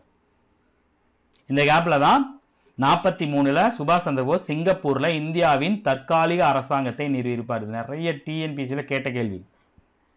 தற்காலிக அரசு வேற, தற்காலிக அரசாங்கம் வேற. தற்காலிக அரசு 1946, சாரி அது இடைக்கால அரசாங்கம். நேரு அவர்கள் 1946. தற்காலிக இந்தியாவோட அரசாங்கம் வந்து பார்த்தீங்கன்னா சிங்கப்பூர்ல நிறுவியவர் வந்து பார்த்தீங்கன்னா சுபாஷ் சந்திர போஸ். இதுதாங்க இந்திய அரசு, சுதந்திரமான இந்திய அரசு, சிங்கப்பூர்ல இருந்து நாங்கள் செயல்படுறோம்னு சொல்லியிருப்பார். அவரோட ரொம்ப புகழ்பெற்ற முழக்கம் என்னன்னு வந்து பார்த்தீங்கன்னா டில்லி சலோ, டில்லியை நோக்கி புறப்படு. ஜப்பானிய படைகளின் ஒரு பகுதியாக இந்திய தேசிய இராணுவம் பணியில் ஈடுபடுத்தப்பட்டது. ஆனா இவங்களோட கெட்ட நேரம், இவங்க மணிப்பூர் பக்கமா போகும்போது என்ன ஆகும் அப்படின்னு பார்த்தீங்கன்னா ஜப்பான் இராணுவம் பிரிட்டிஷ்ட தோல்வி அடைஞ்சிடும். சரியா? இந்த நேரத்தில் சுபாஷ் சந்திர போஸ் அவர்கள் என்ன பண்ணுவாங்க, தைவான்ல பார்மோசா அப்படிங்கிற இடத்துக்கு போகும்போது அந்த இடத்துல அவரோட விமானம் விபத்துக்குள்ளாயிடும். அதுக்கப்புறம் அவர் என்ன ஆனார் அப்படிங்கிறது இன்ன வரைக்கும் மிஸ்ட்ரி தான். சரியா? சுதந்திரத்துக்கு வேகமாக போராடிய அவரது பணிகள் அதோட முடிவுக்கு வந்துடும். சரியா? இப்ப அந்த மணிப்பூர் பக்கமா போகும்போது கைது செய்யப்பட்ட இந்திய ராணுவ வீரர்கள் இருக்காங்க இல்லையா, அவங்கள கூட்டிட்டு வந்து செங்கோட்டையில வச்சு விசாரணை நடத்துவாங்க. அவங்க பாருங்க, அவங்க பிரிட்டிஷுக்கோசம் சண்டை போட போனாங்க. பிரிட்டிஷ் அதிகாரி விட்டுட்டு போனதுக்கு அப்புறம் அவங்கெல்லாம் சேர்ந்து வரும்போது இவங்களை கைதிகள் மாதிரி நடத்திருப்பாங்க. ஆனா அந்த வீரர்கள் இந்த விசாரணை ஒரு மேடையாக உருவாக்கிக்குவாங்க. சரியா? அப்ப இந்த மக்களை, இந்த வீரர்களை நம்ம பாதுகாக்கணும், இவங்களும் இந்திய வீரர்கள் தான் அப்படின்னு சொல்லிட்டு காங்கிரஸ் களத்தில் குதிக்கும். காங்கிரஸோட ஜவஹர்லால் நேரு அவர்கள், தேஜ் பகதூர் சாப்ரு, உலாபாய் தேசாய், ஆசிப் அலி எல்லாரும் வந்து பார்த்தீங்கன்னா ஒரு பாதுகாப்பு குழுவை உருவாக்கி, பாதுகாப்புத்துறை கமிட்டி உருவாக்கி இவங்களுக்கு எதிராக, இவங்களுக்கு ஆதரவாக வாதாட ஆரம்பிப்பாங்க. காந்தியடிகள், நேரு அவர்கள் வந்து பார்த்தீங்கன்னா பேசிக்காக ஒரு வக்கீல். 1920 ஒத்துழையாமை இயக்கம் ஆரம்பிச்சதுலேருந்து அவர் வக்கீல் தொழில கைவிட்டுருப்பார்.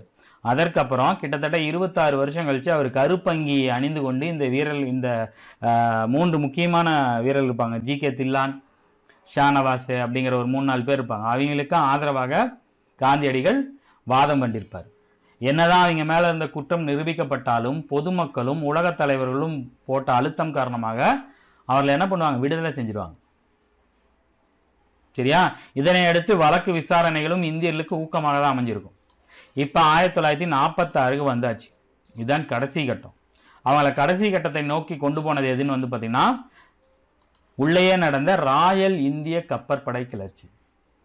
1946 பிப்ரவரி மாதம் பம்பாயில் பிரிட்டிஷோட கப்பல் படையான ராயல் இந்திய கப்பற்படையில் மாலுமிகள் கிளர்ச்சி செய்திருப்பாங்க.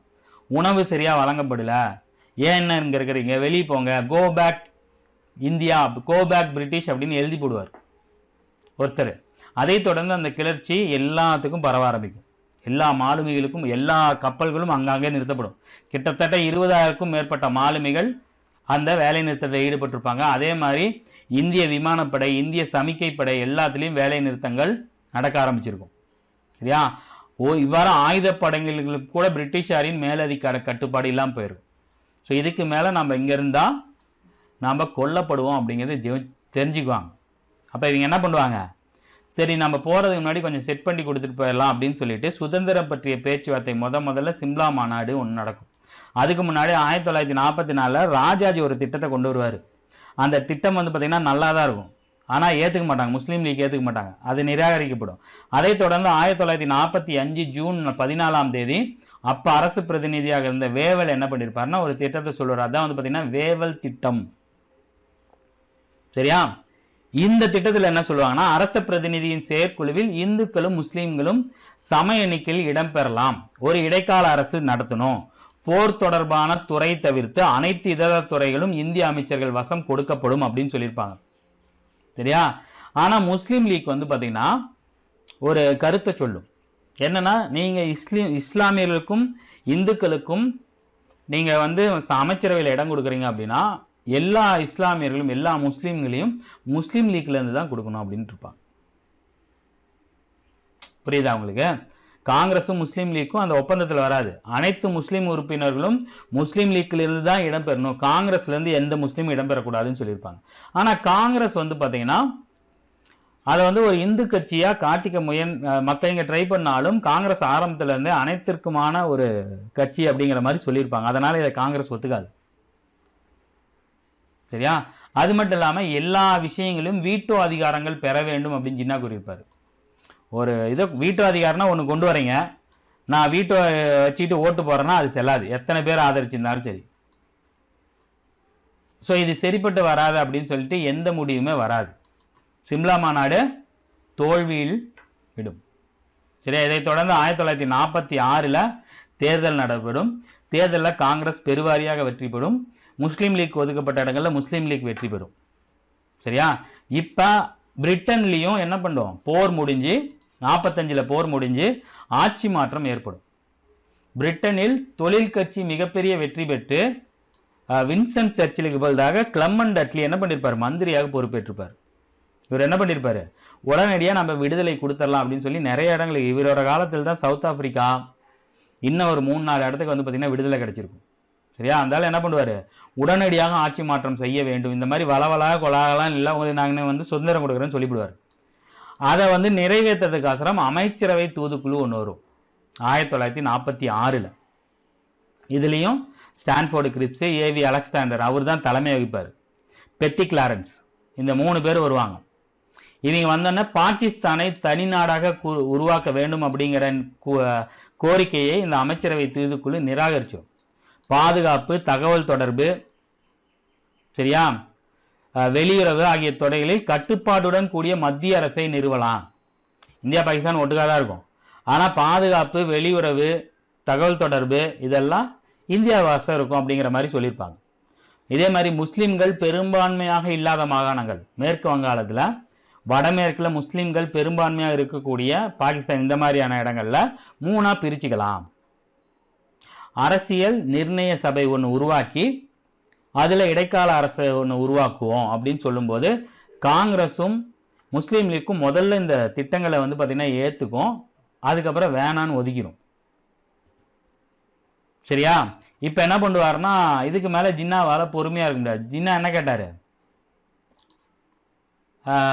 எங்கள் முஸ்லீம் லீக்கில் இருக்க எல்லாருமே முஸ்லீம்கள்னு அமைச்சரவையில் இடம்பெறிச்சா முஸ்லீம்களை தான் உருவாக்கணும் அப்படின்னு சொல்லி நாங்கள் தான் வைக்கணும்னு சொல்லுவாங்க இல்லையா? அதாவது அமைச்சரவை தூதுக்குழு என்ன பண்ணும், ஒரு இடைக்கால அரசாங்கம் நிறுவலாம். அந்த இடைக்கால அரசாங்கத்தில் எல்லாரும் நீங்கள் இடம்பெறலாம். அதை வச்சு நிர்ணய சபை உருவாக்கி உங்களுக்கான அரசியல் சாசனத்தை உருவாக்குங்க. அதை தொடர்ந்து எல்லைகளை அப்புறமா பிரிச்சுக்கலாம் அப்படின்னு சொல்லியிருப்பாங்க. இதுக்கு ரெண்டுமே ஒத்துக்குவாங்க. தேர்தல் வைப்பாங்க. தேர்தலில் வச்சோன்னே நேரு அவர்களை இடைக்கால அரசாங்கத்தை நிறுவ கூப்பிடுவாங்க. அப்போ வந்து பார்த்தீங்கன்னா ஒரே ஒரு முஸ்லீம் வந்து பார்த்தீங்கன்னா காங்கிரஸ்லேருந்து இடம்பெறுவாங்க. ஆனால் முஸ்லீம் லீக்கோட கோரிக்கை என்ன, முஸ்லீம்கள்னு இடம்பெற்றால அது முஸ்லீம் லீக்ல இருந்து தான் இருக்கணும், காங்கிரஸ்லேருந்து இருக்கக்கூடாதுன்னு சொன்னனால முஸ்லீம் லீக் அமைச்சரவையை அந்த இடைக்கால அரசாங்கத்தை தவிர்த்து இவர் என்ன பண்ணுவார், 1946 ஆகஸ்ட் 16 நேரடி நடவடிக்கை நாளாக அறிவிச்சிருப்பார். சரியா? காங்கிரஸ் ஒரு முஸ்லீம் உறுப்பினரை இந்த இடைக்கால அரசாங்கத்தில் நியமித்ததை அடுத்து காங்கிரஸ் மற்றும் முஸ்லீம் லீக் இடையே கருத்து வேறுபாடுகள் ஏற்படும். தான் மட்டுமே முஸ்லீம்களின் பிரதிநிதியாக இருக்க வேண்டும் என்ற வாதிட்ட முஸ்லீம் லீக் தனது ஆதரவை விலக்கி கொண்டு நேரடி நடவடிக்கை நாள், நம்ம சுதந்திரத்துக்கு 1 வருஷத்துக்கு முன்னாடி இது பண்ணுவாங்க. அந்த நேரடி நடவடிக்கை நாள்னு அப்படின்னா என்னன்னா, நேரடியா போய் எல்லாத்தையும் தாக்குங்கன்னு அர்த்தம். டைரக்ட் ஆக்ஷன் டே. ரத்த ஆறு ஓடும். ஆர்ப்பாட்டங்களும் கடையெடுப்பு போராட்டங்களும் நடந்து விரைவில் அது இந்து முஸ்லீம் மோதலாக உருவெடுத்து வங்காளத்தின் இதர மாவட்டங்களிலும் பரவி நவகாலி ரொம்ப மோசமாக பாதிக்கப்பட்டிருக்கும். சுதந்திரம் கிடைக்கும் போது நம்ம காந்தியடிகள் நவகாலியில் தான் இருப்பார். சரியா? இந்த நேரத்தில் இது இப்படியே போனால் செட் ஆகாதுன்னு சொல்லிட்டு வேவல் இருக்காருலே அரச பிரதிநிதி, அவரோட பதவிக்காலம் முடிஞ்சு என்ன பண்ணுவார், மவுண்ட் பேட்டன் வருவார். ஸோ 1946 செப்டம்பர் மாதம் இடைக்கால அரசாங்கம் அமைக்கப்பட்டிருக்கும். நீண்ட தயக்கங்களுக்கு பிறகு முஸ்லீம் லீக்கு லியாகத் அலி கான் அப்படிங்கிற ஒருத்தரை அனுப்பும். 1946 அக்டோபர் மாதம் முஸ்லீம் லீக் இணையும். அதன் பிரதிநிதி உறுப்பினராக லியாகத் அலி கான் ஒரு நிதி உறுப்பினராக, லியாகத் அலி கானை வந்து பார்த்தீங்கன்னா ஒரு நிதியமைச்சர் மாதிரி ஒரு போஸ்டிங்கில் வச்சிருப்பார். அப்போ பிரிட்டிஷ் அரசாங்கம் என்ன சொல்லுதுன்னா 1948 ஜூன் மாத வாக்கில் அதிகார மாற்றம் ஏற்படும் சொல்லியிருப்பாங்க. ஒரு வருஷம் கழிச்சு நான் உங்களுக்கு மாற்றி தரேன்னு சொல்லியிருப்பாங்க. சரியா? அதற்கான அந்த தீர்மானத்தை 1947 பிப்ரவரி மாதம் கிளமண்ட் அட்லி நாடாளுமன்றத்தில் என்ன பண்ணுவார்? அனௌன்ஸ் பண்ணிடுவார். சரியா? ஆட்சி மாற்றத்தை உறுதி செய்யும் பொருட்டு லார்டு வேவலுக்கு அப்புறம் மவுண்ட் பேட்டனை வந்து பார்த்தீங்கன்னா இந்தியாவுக்கு அரச பிரதிநிதியாக அனுப்புவாங்க. அவர் வரும்போதே ஒரு திட்டத்தோடு வருவார். அதுதான் வந்து பார்த்தீங்கன்னா ஜூன் 3 மவுண்ட் பேட்டன் திட்டம். அந்த திட்டத்தில் என்ன சொல்லுவார்? உங்களுக்கு சுதந்திரம் கொடுக்க போகிறோம். இந்தியா மற்றும் பாகிஸ்தான் தன்னாட்சி பகுதி டொமினியன் அதிகார மாற்றம் ஏற்படும். இந்த சிற்றரசுகள் இருக்கு இல்லையா, சுதேச அரசுகள், 593 சுதேச அரசுகள் இருக்கும். அந்த சுதேச அரசுகள் பாகிஸ்தான் கூடயோ இந்தியா கூடயோ இணைஞ்சிக்கலாம். இவங்க உங்களுக்கு எல்லைகளை வகுக்க ராட்கிளிப் தலைமையில் ஒரு எல்லை ஆணையம் அமைக்கப்படும். அதிகார மாற்றத்துக்கு அப்புறம் இந்த எல்லைகளை வந்து பார்த்தீங்கன்னா ஆணையத்தின் முடிவு அறிக்கப்பட்டும். அதுக்கேற்ற மாதிரி நீங்கள் சுதந்திரம் கிடைச்சதுக்கு அப்புறம் நீங்கள் அதுக்கேற்ற மாதிரி உங்கள் எல்லைகளை நீங்கள் வகுத்துக்கலாம் அப்படிங்கிற மாதிரி சொல்லியிருப்பாங்க. பஞ்சாப் மற்றும் வங்காள சட்டப்பேரவைகள் பிரிக்கப்பட வேண்டுமா என்பதை பற்றி வாக்கெடுப்பு. ஏன் அப்படின்னா வங்காளத்தில் முஸ்லீம்கள் அதிகம், பஞ்சாப்ல சீக்கியர்கள் அதிகம். சில பேர் பாகிஸ்தானோட போகணும்னு ஆசைப்படுவாங்க, சில பேர் இந்தியாவோட போகணும்னு ஆசைப்படுவாங்க. அதனால வாக்கெடுப்பு நடத்தலான்னு பிளான் பண்ணுவாங்க. சரியா? ஒரு மாதிரி குழப்பத்தில் 1947 ஜூலை 18ஆம் நாள் பிரிட்டிஷ் நாடாளுமன்றம் இந்திய விடுதலை சட்டத்தை ஏற்றும். அதன் பிரகாரம் இவங்க என்ன சொல்லுவாங்க? ஆகஸ்ட் 15 உங்களுக்கு சுதந்திரம் கொடுத்துறான்னுவாங்க. ஒரு இல்லையா? ஆகஸ்ட் 15ஆம் நாள் 1947 இந்தியா விடுதலை பெறும். ஆகஸ்ட் 16ஆம் நாள் பாகிஸ்தான் விடுதலை பெறும். சரி, 14, 15 முதல்ல பாகிஸ்தான், அடுத்து நாம. இந்த ஆகஸ்ட் 15 ஏன் இவங்க சூஸ் பண்ணாங்கன்னு அப்படின்னு பார்த்தீங்கன்னா ஆகஸ்ட் 15 அன்னைக்கு தான் வந்து பார்த்தீங்கன்னா இதே வருஷம் ஜப்பானை பிரிட்டிஷ் வென்று இருக்கும். அந்த நாளை நினைவு கூறும் விதமாக தான் ஆகஸ்ட் 15 இந்தியாவோட விடுதலை நாளாக சூஸ் பண்ணுவாங்க. சரியா? இதோட இந்த பாடம் முடியுது. விடுதலை 1915 ஆரம்பித்த இந்த பாடம் 1947 முடியும். சரியா? இதில் முக்கியமான தகவல்னு பார்த்தீங்கன்னா 15 இந்தியா ஜனவரி 9 வருவார். அதற்கப்புறம் 17 இது காந்தியடிகள் 1869 பிறப்பார். 1888 வந்து பார்த்தீங்கன்னா லண்டன் போவார், அதாவது இங்கிலாந்து போவார் சட்டம் படிக்கிறதுக்கோசரம். 1891 திரும்பி வருவார். வழக்கறிஞர் வாழ்க்கையை அவரால் நிறுவ முடியாது. ஸோ 93 மறுபடியும் தென்னாப்பிரிக்காவில் ஒரு குஜராத்தி நிறுவனத்துக்கோசரம் போவார். ஓவராலாக நம்ம இப்போ பார்த்துட்டு இருக்கோம். வருஷத்தை அப்படியே மைண்டில் ஏற்றி அப்படியே நான் சொல்ல அப்படியே கேட்டுட்டு வாங்க. 1893 இவர் என்ன பண்ணுறாரு? போகிறார். மறுபடியும் குஜராத்தி நிறுவனம் கேட்டு தென்னாப்பிரிக்கா போகிறார். அங்கே ஜூன் 3ஆம் தேதி அவரை முதல் வகுப்பு பெட்டியிலேருந்து இறக்கி போட்டதுனால போன உடனே மக்களோட போராட்டத்துக்கோசரம் மக்களோட உரிமைக்கோசரம் தென்னாப்பிரிக்காவில் கிட்டத்தட்ட 20 ஆண்டுகளுக்கு மேலே அங்கே இருந்துருவார். இதுக்கு இடையில வந்து பார்த்தீங்கன்னா இந்த சத்தியாகிரகம், உண்மை, அகிம்சை கற்றுக் கொடுக்கறதுக்கோசரம் 1905 ஃபீனிக்ஸ் குடியிருப்பையும் 10 டால்ஸ்டாய் பண்ணையும் உருவாக்கியிருப்பார். ஸோ 15 ஜனவரி 9 இந்தியாவுக்கு திரும்பி வருவார். ஒரு வருஷம் சுற்றுப்பயணம் மேற்கொள்வார். அதற்கப்புறம் 17 தான் சம்ரான் அந்த போராட்டம். அதுக்கப்புறம் 1918 அகமதாபாத் மில் போராட்டம், கேதா போராட்டம். 19 ரவுலட் சட்டம். அதே 19 ரவுலட் சட்டத்தை எதிர்த்து ஏப்ரல் 6ஆம் தேதி என்ன பண்ணுவார்? கடையெடுப்புக்கு அனௌன்ஸ் பண்ணுவார். அதைத் தொடர்ந்து 1919 ஏப்ரல் 9ஆம் தேதி அமிர்தசரஸில் முக்கியமான தலைவர்கள் கைது செய்யப்படுவாங்க. அந்த கைது செய்யப்பட்ட தலைவர்களை விடுவிக்க சொல்லி அமைதியான போராட்டம் ஜாலியன் வாலாபாக்ல ஏப்ரல் 13 நடக்கும். ஜெனரல் ஓடையர் அப்படிங்கிற சுட்டு கொண்டு 389 பேர்னு கணக்கு கட்டுவாங்க. 1000க்கும் மேற்பட்டவங்க இறந்துருவாங்க. சரியா? அதைத் தொடர்ந்து நைட்வுட் பட்டத்தையும் ஹெய்சர்ஹீன் பட்டத்தையும் தாகூர் அவர்களும் காந்தியடிகளும் திறந்துருவாங்க. 1920 ஒத்துழையாமை இயக்கத்தை ஆகஸ்ட் 1 அனௌன்ஸ் பண்ணுவார். சரியா? பயங்கர நல்லா போயிட்டு இருக்கும். 22 பர்தோலியில் வரிகொடா இயக்கத்தை ஆரம்பிக்கிறதா சொல்லுவார். ஸோ 22 பிப்ரவரி 5 சௌரி சௌரா சம்பவம் நடைபெற்று 22 காவலர்கள் கொளுத்தப்படுவாங்க. அதைத் தொடர்ந்து என்ன பண்ணுவாங்க அப்படின்னு வந்து பார்த்தீங்கன்னா ஒத்துழையாமை இயக்கத்தை திரும்ப பெற்றுவார். இளைஞர்கள்லாம் அப்படியே ஒரு மாதிரி மிரண்டு போயிடுவாங்க. ஸோ இந்த அரசியல் வெற்றிடத்தை நிரப்புவதற்காக 1923 ஜனவரி 1ஆம் தேதி சுயராஜ்ய கட்சியை மோதிலால் நேரு அவர்களும் சியாதாஸ் அவர்களும் ஓப்பன் பண்ணுவாங்க. சரியா, அவங்க சட்டசபையில் இடம்பெறுவாங்க. ஸோ 26 அந்த கட்சி ஒன்றும் இல்லாமல் போயிடும். 24 இவர் ரிலீஸ் ஆகிடுவார். ரிலீஸ் ஆனதுக்கப்புறம் ஆக்கப்பூர்வ சுதேசி ஏற்படுவார்.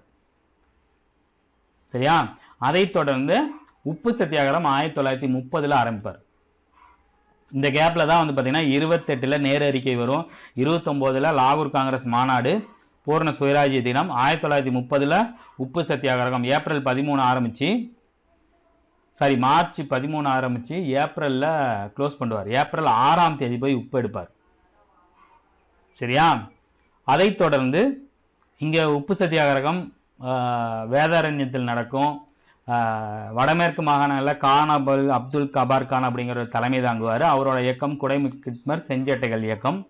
அதைத் தொடர்ந்து வந்து பார்த்தீங்கன்னா இப்போ 30 முடிஞ்சா 30 வந்து பார்த்தீங்கன்னா முதலாம் வட்டமேசை மாநாடு நடைபெறும். எல்லாரும் ஜெயிலில் இருப்பாங்க, யாரும் கலந்துக்க மாட்டாங்க. 31 காந்திக்கும் இர்வினுக்கும் இடையே ஒரு ஒப்பந்தம் கையெழுத்தாகும். சரியா, 1931 பிப்ரவரி 5ன்னு நினைக்கிறேன். சரியா, பிப்ரவரி, அது ஒரு டைம், அது டேட்டு மட்டும் பார்த்துங்க, வருஷத்தை மட்டும் நான் சொல்கிறேன். ஸோ 31 2வது வட்டமேசை மாநாடுக்கு காந்தி இர்வின் ஒப்பந்தத்தின் பிரகாரம் காந்தியடிகள் கலந்துக்குவார். அங்கே எந்த ஒரு முடிவும் எட்டப்படாதனால தனி தொகுதி கொடுக்குறன்றனால இவர் வந்துடுவார். 1932 3வது வட்டமேசை மாநாடு நடக்கும். யாரும் கலந்துக்க மாட்டாங்க. தனி தொகுதிகள் வேணும் அப்படின்னு சொல்லிட்டு அம்பேத்கர் சொல்லுவார். தனி தொகுதிகள் கொடுக்கறதை எதிர்த்து 32 இவர் என்ன பண்ணுவார், சாகும் வரை உண்ணாவிரதம் அனௌன்ஸ் பண்ணுவார். அதுக்கப்புறம் அம்பேத்கரையும் காந்தியடிகளையும் ஒரு மாதிரி சமாதானப்படுத்தி 1932 காந்தியடிகளுக்கும் அம்பேத்கருக்கும் இடையே ஒரு ஒப்பந்தம் கையெழுத்தாகும். தான் பூனா ஒப்பந்தம். சரியா, அதைத் தொடர்ந்து 33 ஜனவரி 8 கோயில் நுழைவு போராட்டம். ஏன்னா காந்தியடிகளுக்கும் அம்பேத்கருக்கும் ஒப்பந்தத்தின் பிரகாரம் மக்களோட நிலைமை என்ன அப்படிங்கிறத அவர் புரிஞ்சுக்குவார். ஸோ இந்த தீண்டாமைக்கு எதிரான பிரச்சாரம் பண்ணுவார். சரியா, ஸோ 33 வரைக்கும் பார்த்தாச்சு. இதுக்கப்புறம் இடையில ஒரு சாப்டர் கொடுத்துப்பாங்க, பொது உடைமைவாதிகள். அப்போ 1917 ரஷ்ய புரட்சி ஏற்படும். 1920 வந்து பார்த்தீங்கன்னா அக்டோபர் மாதத்தில் உஸ்பெகிஸ்தான் தாஸ்கானில் இந்திய பொது உடைமை கட்சி நிறுவப்படும். 1924 கான்பூர் சதிவிலக்கு, 25 பொது உடைமை மாநாடு கான்பூரில். அதன் பிரகாரம் 25 இந்திய மண்ணில் முறையாக பொது உடைமை கட்சி உருவாக்கப்படும். 28 அகில இந்திய தொழிலாளர் மற்றும் வேளாண்களின் கட்சி ஒன்று உருவாக்குவாங்க. ஸோ இந்த கேப்பில் தான் வந்து பார்த்தீங்கன்னா கக்கோரி சதித்திட்ட வழக்கு வந்து சதித்திட்டம் அப்படின்னு சொல்லிட்டு 1925 நடக்கும்.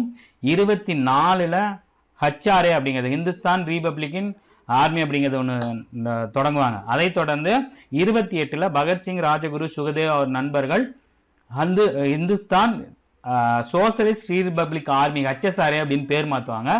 அவங்க 29 மீரட் சதி வழக்கு, மீரட்டில் ஒரு லாலா லஜபதி ராயின் தடியடி நடத்தி இறக்க காரணமான ஒரு ஆங்கிலேய அதிகாரியை கொன்றுவாங்க. 29 சட்டசபையில் குண்டு வீசுவாங்க.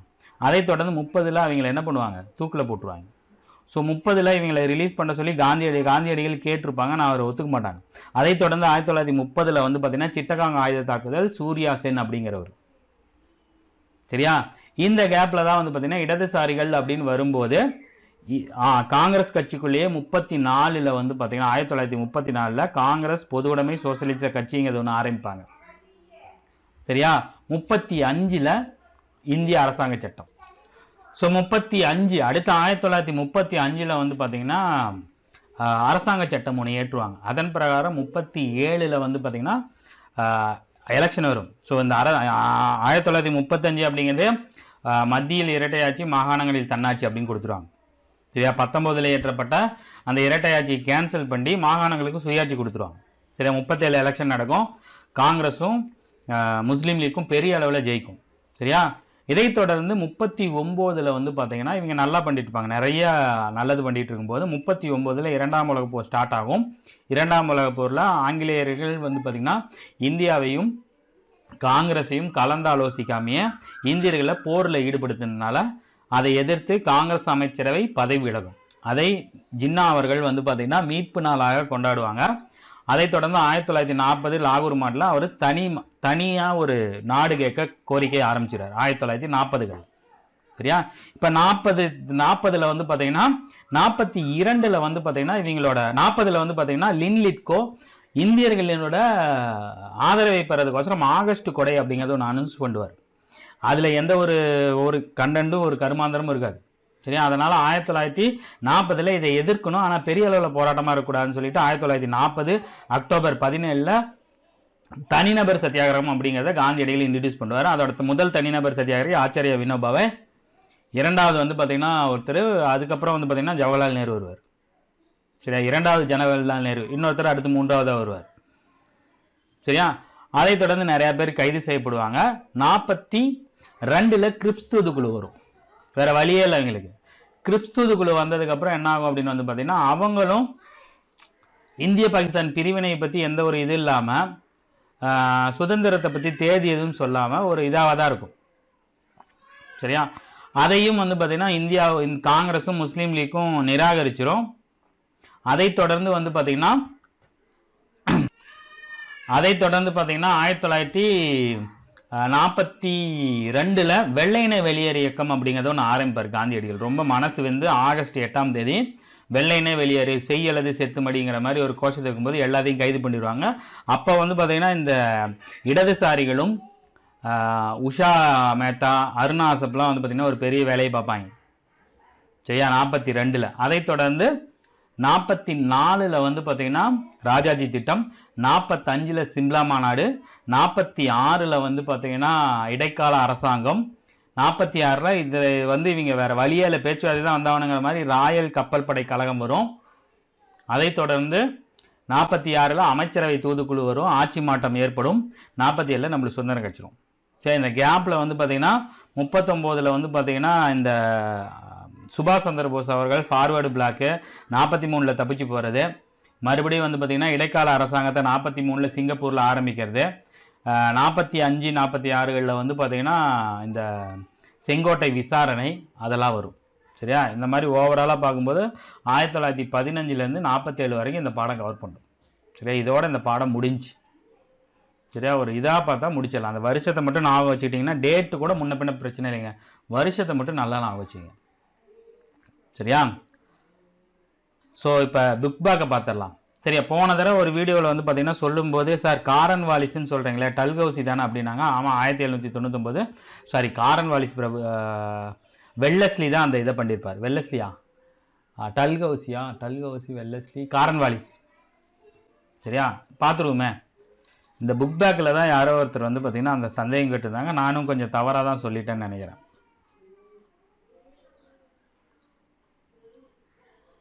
சுயராஜ்யத்துக்கு முன்னாடி. சரியா? போன பாடம்.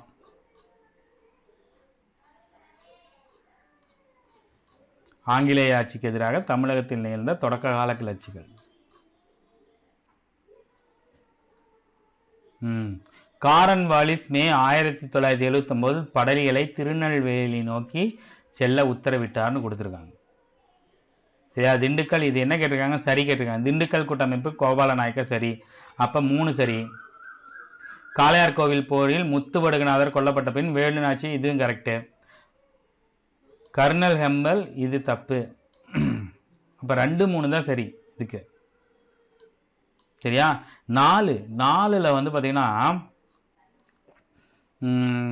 இவங்கள மருது சகோதரர்களை வந்து அடக்கிறதுக்கு வந்து பார்த்தீங்கன்னா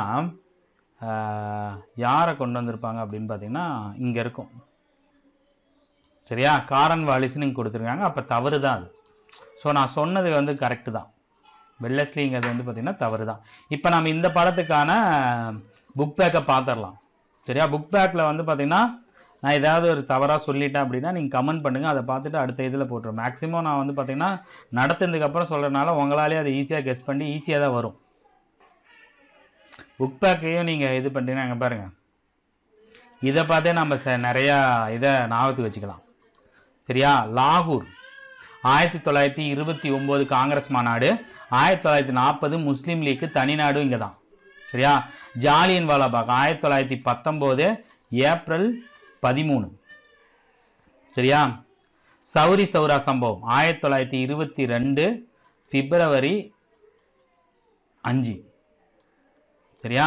அடுத்து கான்பூர்னு வரும்போது 1925 24 சதி வழக்கு, 25 பொதுவுடைமை மாநாடு. சரியா? அடுத்து சிட்டகாங் ஆயுதக்காரை தாக்குதல் 1930.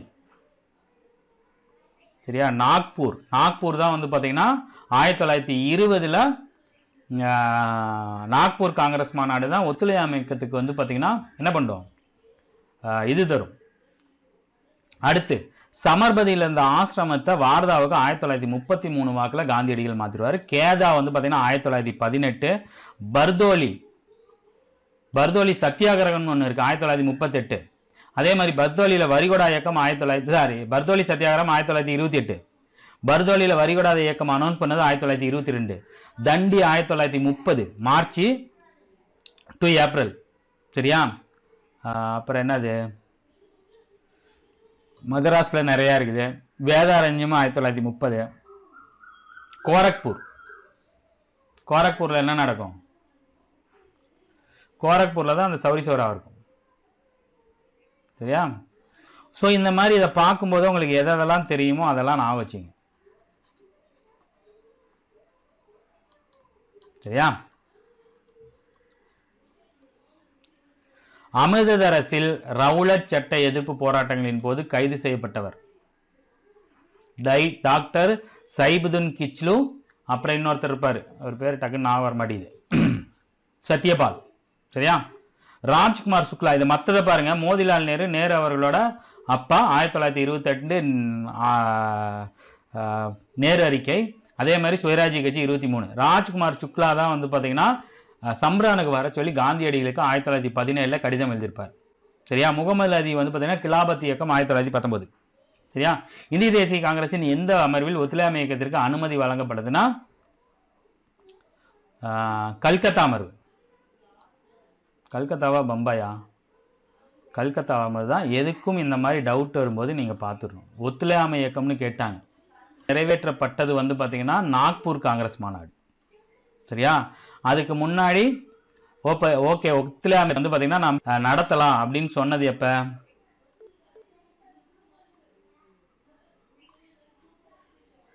கல்கத்தா மாநாடு தான், செப்டம்பர் மாதம். நான் சொன்னது கரெக்ட். ஸோ விடுதலை நாளாக கீழ்கண்டவற்றுள் எந்த நாள் அறிவிக்கப்பட்டதுன்னா ஜனவரி 15 தான். சரியா? இவங்க கேள்வியே தப்பு ஆற்றுது. ஸோ முதலாவது வனச்சட்டம் ஒருவேளை வந்து பார்த்தீங்கன்னா 1930 ஜனவரி 26 கேட்குறாங்களான்னு தெரியல. யார் விடுதலை நாளாக அனௌன்ஸ் பண்ணாங்க அப்படின்னு தெரியல. வெள்ளைக்காரங்க பிரகாரம் நம்மளுக்கு விடுதலை கிடைச்சது ஜனவரி 15. ஆனால் விடுதலை நாளாக சுயராஜ்ய தினமாக கொண்டாடப்பட்டது 1930 ஜனவரி 26. ஒருவேளை இந்த கேள்விக்கு இதுதான் பதிலாக இருக்கலாம். சரியா? முதலாவது வனச்சட்டம் இது வந்து பாக்ஸ் ஐட்டம் 1865. 1933 ஜனவரி 8 கோவில் நுழைவு நாள். சரியா? பாருங்க, இதுல மற்ற நாட்கள் இருக்கு, அதுவும் நீங்க என்னென்ன அப்படிங்கிறது தெரிஞ்சுக்கணும். ஸோ மீட்பு நாளாக கொண்டாடுறது வந்து பார்த்தீங்கன்னா முகமது அலி ஜின்னா 1939 டிசம்பர் 22. இந்த டேட்டு கொடுக்கல, நோட் பண்ணி வச்சுங்க. நேரடி நடவடிக்கைகள்னாலும் 1946 ஆகஸ்ட் 16. சுதந்திர பெருநாள் 1947 ஆகஸ்ட் 15. இதையே கூட கொடுத்து அப்படியே காலவரிசைப்படுத்துகன்னு கேட்கலாம். சரியா? அடுத்து மாகாண தன்னாட்சியை அறிமுகம் செய்தது வந்து பார்த்தீங்கன்னா இந்திய அரசு சட்டம் 1935. இதுவே இரட்டையாட்சி அறிமுகம் செஞ்சது அப்படின்னா 1919. சரியா? காந்தியடிகளின் அரசியல் குரு கோபாலகிருஷ்ண கோகலே. கிலாபத் இயக்கத்திற்கு யார் தலைமையேற்றிருப்பார்? அலி சகோதரர்கள். சரியா? 1919 இந்திய அரசு சட்டம் மாகாணங்களில் அறிமுகம் செய்தது அப்படின்னா இரட்டையாட்சி.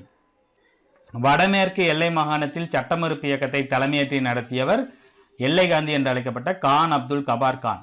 அவரோட இயக்கம் வந்து பார்த்தீங்கன்னா செஞ்சட்டைகள் என்று சொல்லக்கூடிய குடை கிட் மகர்கள். சரியா? சிறுபான்மையர் மற்றும் ஒடுக்கப்பட்ட வகுப்பினருக்கான தனி தொகுதிகளை வழங்கும் டேசே ராம்சே மொக்டொனால்ட் அறிவித்தார். வகுப்பு வாரி தீர்வு, வகுப்பு வாரி அறிக்கை, ஆகஸ்ட் நன்கொடை அப்படிங்கிற மாதிரி சொல்லியிருப்பாங்க. டேஸ் என்பவர் வெள்ளைநேர வெளியேறியத்தின் போது காங்கிரஸ் வானொலியை திரைமறைவாக செயல்படுத்துகிறார்னா உஷா மேத்தா. மறந்துடாதீங்க, இது நிறைய டிஎன்பிசியில் கேட்ட கேள்வி. சரியா? புக் பேக்கில் இருந்தே ஒரு கேள்வி 2 கேள்வி வந்துடும்.